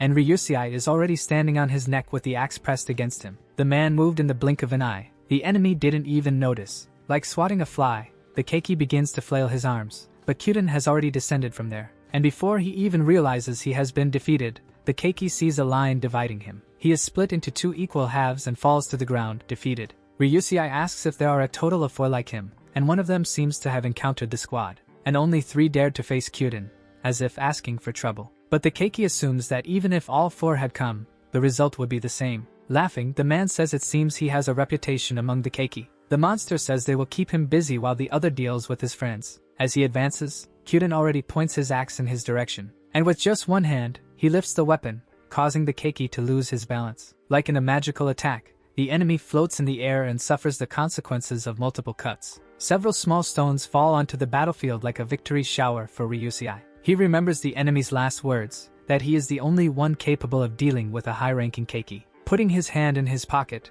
he looks at the horizon, smiling and thoughtful, and he completes his reflection by saying that this is far from being true. Far away, in another battlefield, a crowd can be seen. AI is finishing his final blow on the diamond keiki. He is split in half with a clean, linear cut. His heavy body falls to the ground with a loud noise, raising dust. Those movements cost the protagonist a lot of energy, and he is panting. Despite being cut in half, he can still speak and admits he has been defeated. Nosferatu appears and says they were foolish to divide their forces. One half of Grimm addresses the Demon King very politely, unlike before. The demon sighs and says it is better to tell him a truth now. He knows that many keiki are dissatisfied with the food rationing, but it is necessary to contain resources. If he did not implement this kind of control, they would devour all the humans, and there would be none left. He explains that as a commoner with little noble insight, he would not understand. But when the third generation of kings was born, resource rationing was adopted as a doctrine. And he ends his reasoning by asking who he thinks instructed the master to form a farm of humans. Grimm is impressed and asks if it was really Nosferatu who gave the idea. If he thinks Belsain is a great revolutionary, he should think again. He merely incites. And Nos asks what Belsain did after taking power.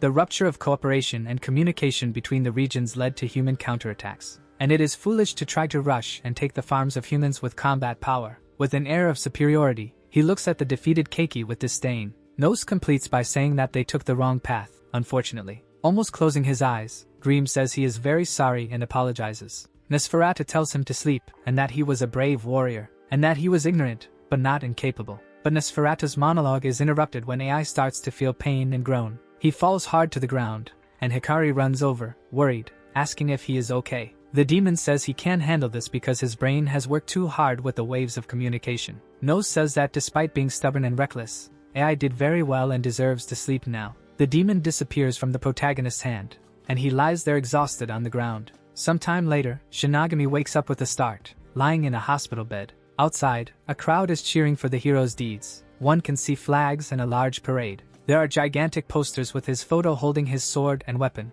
Women, men, children, and the elderly shout his name while holding signs with encouraging messages. He gets up to look out the window and hears his name being called. Everyone shouts hero. A man with very good vision spots him from the building's window and points, and everyone recognizes him, getting super excited to see him, celebrating and shouting his name. They call him the savior of the allies and repeat AI's name over and over. The boy feels a bit awkward, not quite understanding what is happening. The newest hope of humans, AI, is glorified by the population. Trembling, our protagonist wonders what those people are doing. A voice surprises the boy, saying that everyone is there to praise him. It is Sakurai's voice, accompanied by Asuka, who as always asks if the boy is okay. The girl grabs AI's arm, asking if he has any injuries or discomfort. She tells him that he has been sleeping for a week, which worries the hero. Shinigami anxiously asks Sakurai what is happening. The man closes his eyes and says it might be better for him to sit down first, and with a friendly smile, he invites him for a cup of tea. In the capital of Western Europe,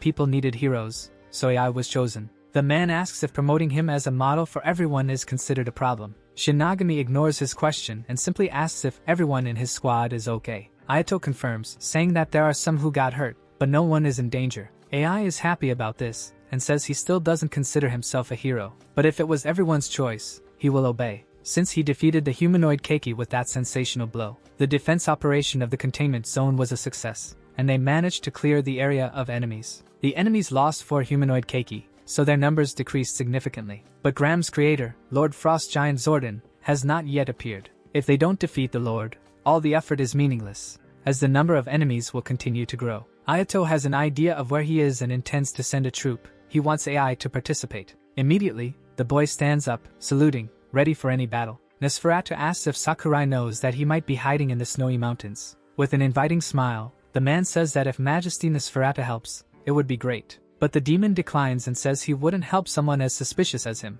The man takes this distrust well but comments that he was harsh in his remark. AI tries to convince Nos to combine his knowledge with Sakurai's to find the Lord. But the king explains that it would still be uncertain because he is not in his best form. He adds that he could even monitor the stars if he wanted to. AI's body is very fragile. He used a bit of power in the communication waves and was out for a week. Displeased, the boy says he would be dead if it weren't for his body. This irritates Nos greatly, and he asks him to repeat that. Asuka decides to interrupt the discussion between the two before hostility worsens. Raising her hands, she shouts for them not to fight. Sakurai realizes that the boy's relationship with Keiki is difficult, but both listen to Asuka. With a somewhat sinister air, he asks Shinagami what it feels like to be dead. This strange question causes discomfort for both AI and Nos. Ayato points out that the more the boy dies, the stronger he becomes, like a Keiki. He questions whether soon Shinagami's body will be taken over by the immortal ghost. Asuka covers her mouth in shock at this indiscreet question. Humanoid Keikis or high-level Keikis possess special abilities. Nos is consuming a bit of the boy every time he uses his abilities and wakes up. Ayato has a fearsome look, and the others in the room fall into absolute silence. The man's expression is terrifying, and he asks if this feeling isn't delicious. All this chatter leaves Nosferatu enraged, and he asks if Sakurai wants to die. But the man insists, and says that he still hasn't answered his question. Nos explains that there is indeed a source of nourishment that can only be drawn from a person's last moments. In his mind, he thinks that now, this doesn't seem so delicious. The protagonist stares at his partner with a calm demeanor. To conclude, the king says he won't tell Sakurai what it tastes like. Ayato gives a mischievous smile and thinks that this must be his answer. And then he laughs, apologizing for all his rudeness. Shinagami asks if Nos is going to end up eating him. The king asks what happens if he says yes. With a serious voice, the hero replies that there is no way that will happen. That if he can wait until he defeats all the Keiki on Earth, then maybe. Worried, Asuka asks Nos not to eat everything and to leave at least half of AI.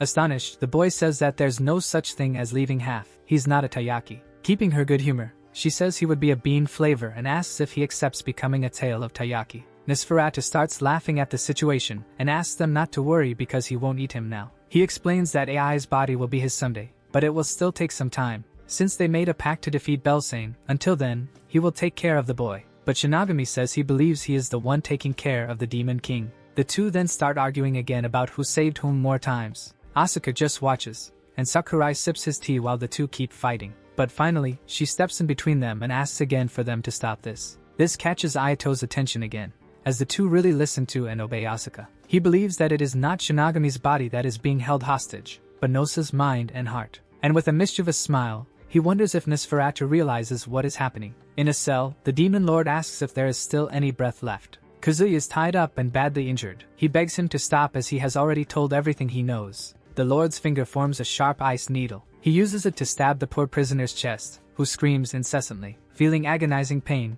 Kazuya continues to scream and suffer. When the Keiki pulls the needle out of him, he looks like he might vomit. The sadistic villain hurts him carefully so that he doesn't lose his life just yet. He is injuring the boy and freezing the wounds to heal them, over and over again. Kazuya pleads for him to stop, and says he already mentioned that AI Shinagami is who he should seek. He adds that he knows the protagonist's weaknesses and can help him reach him. But the merciless Lord Keiki tells him to shut up and uses his icy needle to hurt him again. Kazuya screams in pain. Now his hands are very injured. With a sadistic look, he asks if human fingers are more sensitive to pain, and he presses the ice needle right where he has already hurt the boy with the pompadour. The villain says he can only hear him scream and doesn't understand what he is saying. Kazuya justifies that he is feeling a lot of pain, real pain. While laughing, Zordon tells him to keep crying because soon he will be part of his body. He starts reflecting on when everything began to go wrong and cries out for someone to come save him. Back in the capital, everything seems peaceful for now. Our protagonist is dressed formally and receiving a beautiful medal. He has been promoted to second lieutenant in a special promotion and salutes.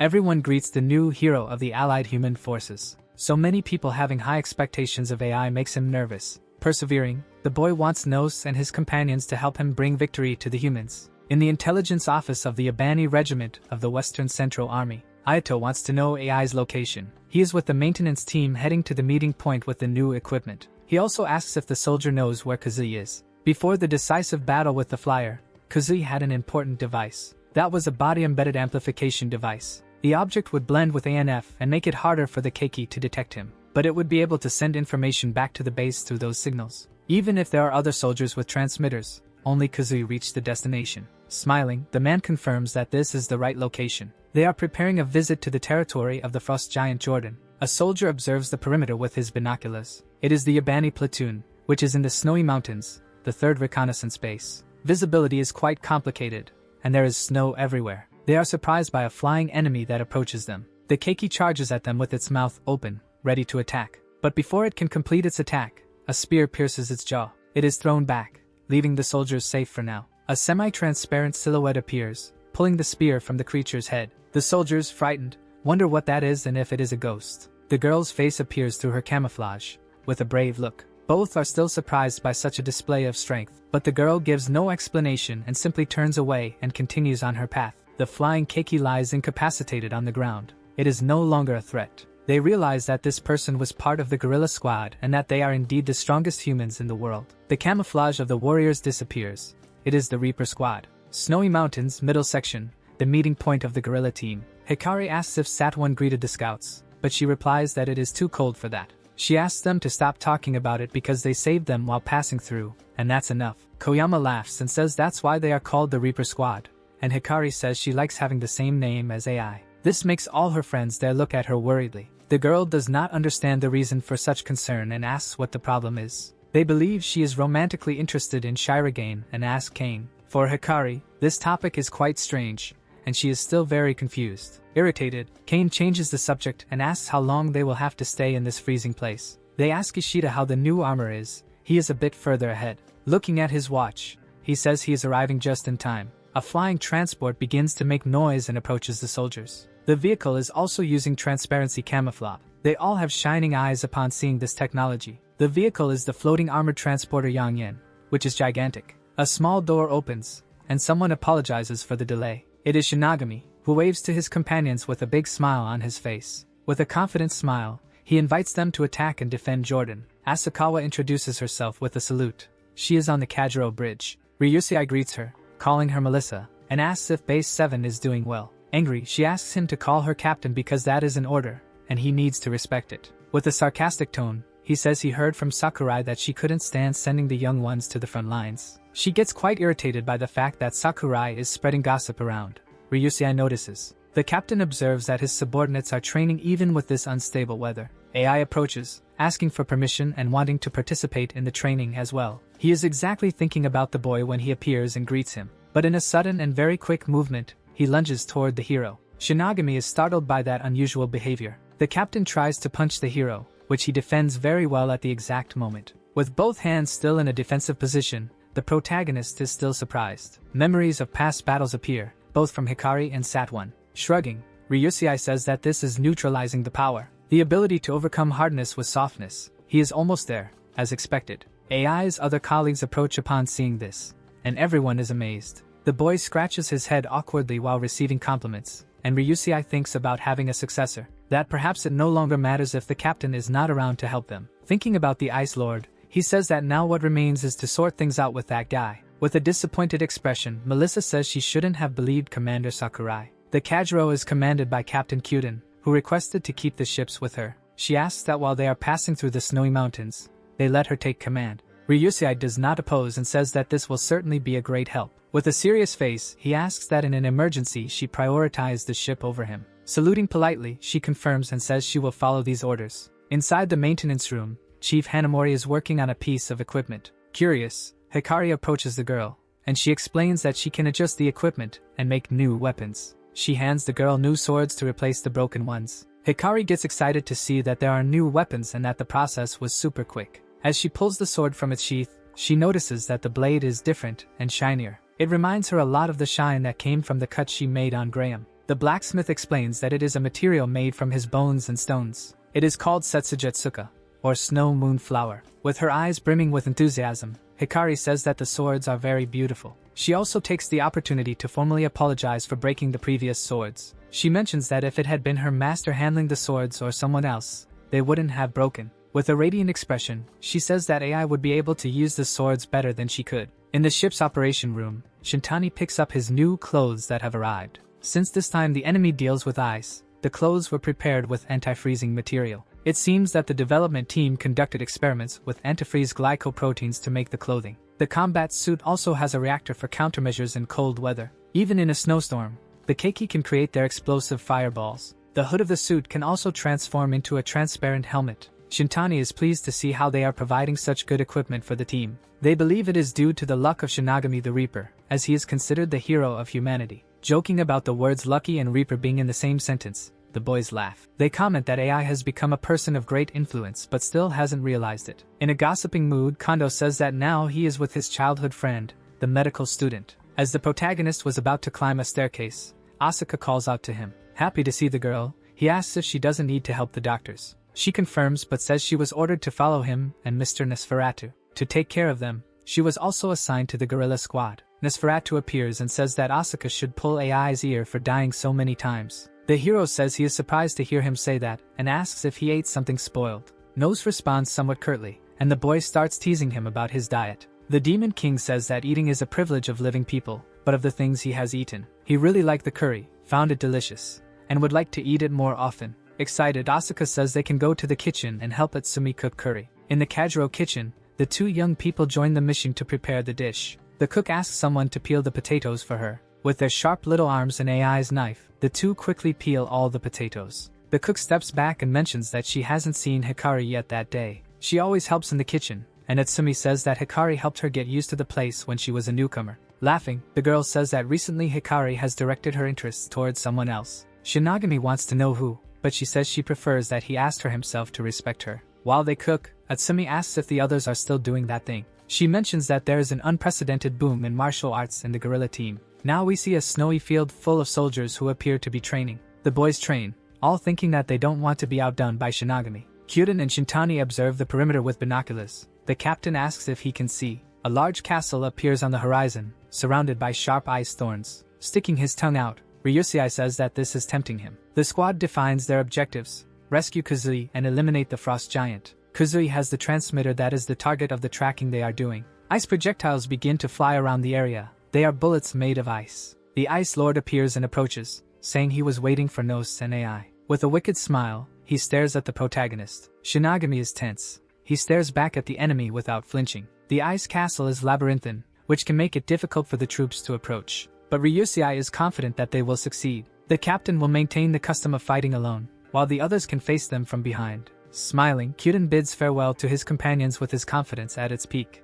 Everyone salutes to say goodbye to their captain. Back at the castle, the sky is already darkening as night falls. Just stepping into the castle, Kozuka already feels that he could lose his life at any moment. The squad is searching for the Lord while following the tracking signal. They decide to go with Plan B, and Kondo asks if it's a problem for Shinagami. Confident, the protagonist closes his eyes and replies that it's fine. Phase 4 begins, and a sinister shadow appears behind him. By merging with Nos, AI can further enhance his abilities. He uses Keiki phenomenon and creates several shadow bats. The signal interruption indicates that Kazui is either unconscious or no longer among them. The shadow servants controlled by the communication sound wave disperse to search for Kazui. Noba says that the temperature is too low for a prolonged battle. Koyama has heard things about the frost giant that make him very eager to leave. AI finally says that Kazui has been found 300 meters to the northeast, 43 meters above ground. Pointing to a tower nearby, he says that is the location. Sat1 points out that this looks very much like a trap, and behind the pillars of the corridor,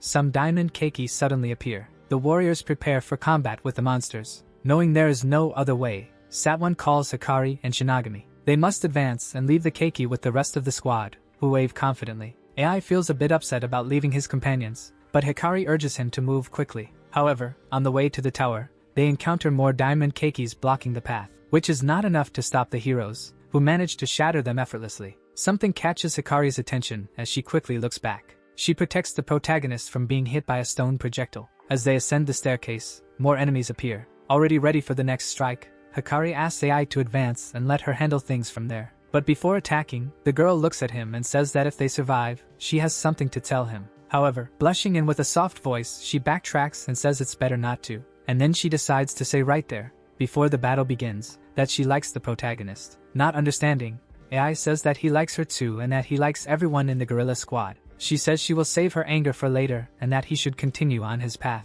Embarrassed, she looks at him still blushing, unable to believe that the boy said that. He asks her to survive so they can see each other again and continues climbing the stairs. Moved by such words, she repeats that he will be waiting for her. The diamond keiki talk among themselves that if they are not careful, they might end up dead. With a lively look, the girl says she will unleash her emotions on the monsters. And then she starts to advance towards the three enemies. One of them is incredulous that she thinks she can defeat all three by herself. Smiling while holding her sword, Hikari says that now she will not lose to anyone. As he runs towards his destination, Shinigami wonders if all his friends will be okay. He finally finds a door after much running, and with his powerful sword, he makes a vertical cut to open it. The sight he sees is horrifying. Kazuya is tied to a pillar and extremely injured. With a careful sword movement, he breaks the chains binding the boy. He shakes his comrade, urging him to wake up and that they came to rescue him. With an expression full of rage, Kazuya says it's all AI's fault. But the protagonist ignores that and is happy that he is still conscious. And before they can leave the holding room, projectiles nearly hit them. The protagonist releases Kazuya for a moment to focus. He converts the impact of the fall into Gene and uses it to launch an attack. The blow hits the Lord squarely, and he feels the impact on his back. AI raises one arm to deliver a punch and uses the Kyuden-style Fajin power. And when they land on the ground, the boy is on top of his enemy, and the impact is extremely strong. Kazuya's memories return to the time when he was in training. He had always been the best until Shinigami appeared and stole all the spotlight. No one cares about Kazuya anymore. Everyone has their eyes only on the new hero. He repeats several times in his mind, who do they think he is? The enemy is firing multiple ice bullets, but with Gnosis power, all are blocked. And tirelessly, the Lord continues to strike towards the boys. The protagonist is already getting tired of having to block all the bullets. Meanwhile, injured, Kazuya remains on the ground immersed in his thoughts. The Lord Frost's ability is the luminescent refrigeration in his horns. They absorb energy and transform it into cold air that can be released through sweat glands. And he can form any type of object with ice, especially sharp projectiles. At full strength, he can create a blizzard that freezes anything and creates castles. AI is incapacitated from getting closer, and if it continues like this, Kazuya won't hold on. Frost is surprised that the boy still has the strength to worry about the other person. Since he didn't say this out loud, Shinigami is surprised that he noticed it. The enemy says that Kazuya revealed the secrets too quickly and that he is worthless. AI gets angry and tells the demon not to insult Kazuya like that. Frost, now knowing Kazuya's name, says that it is not a name worth remembering. The poor injured boy hears this and starts to tremble, unable to move much. According to the icy demon, the hero shouldn't use all his power to protect the weak, but he was looking forward to playing a little with the former king and his assimilated human. Although it's boring, he will simply forget about it, and he claims not to care. While being hit by several projectiles, AI starts to think of a way to get closer. Even though he is protecting Kazuya, AI's movements are more refined than usual, because when there is something to protect,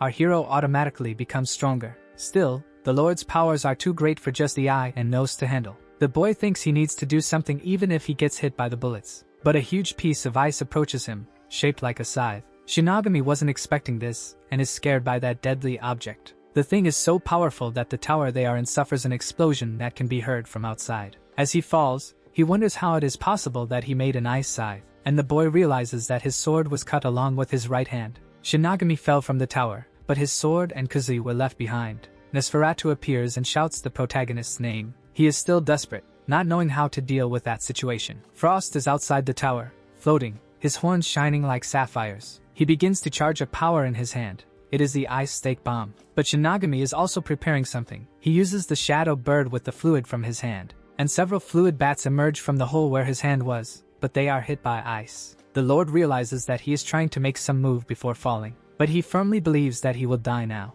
To the villain's surprise, Kazuya appears falling on top of him with the protagonist's sword. The sword pierces the icy demon's neck, who feels the impact of the blow. Kazui uses the weight of his body and balances on top of his opponent, while still holding the sword. The boy managed to use his last strength to wield the protagonist's sword, risking his life. The sword can extract ANF from people in just 1 second. Frost cannot move because this sword is not just an ordinary sword. The Lord cannot believe he will be defeated by an ordinary, worthless human. With all the hatred he had stored due to the torture, Kazui grips the weapon, and he shouts for the bastard to remember that his name is Kazui Tekaharu. Nosferatu watches that scene and comments that the coward has finally awakened. As AI always imagined, he believes that Kazui is a formidable guy, and the protagonist takes this opportunity to charge at the enemy. The impact on the ground is so strong that it creates a gigantic crater. Our protagonist is on top of the villain, with one hand less. Kazui managed to avoid the damage from the fall thanks to the little bats AI created. He runs towards his injured friend, shouting his name.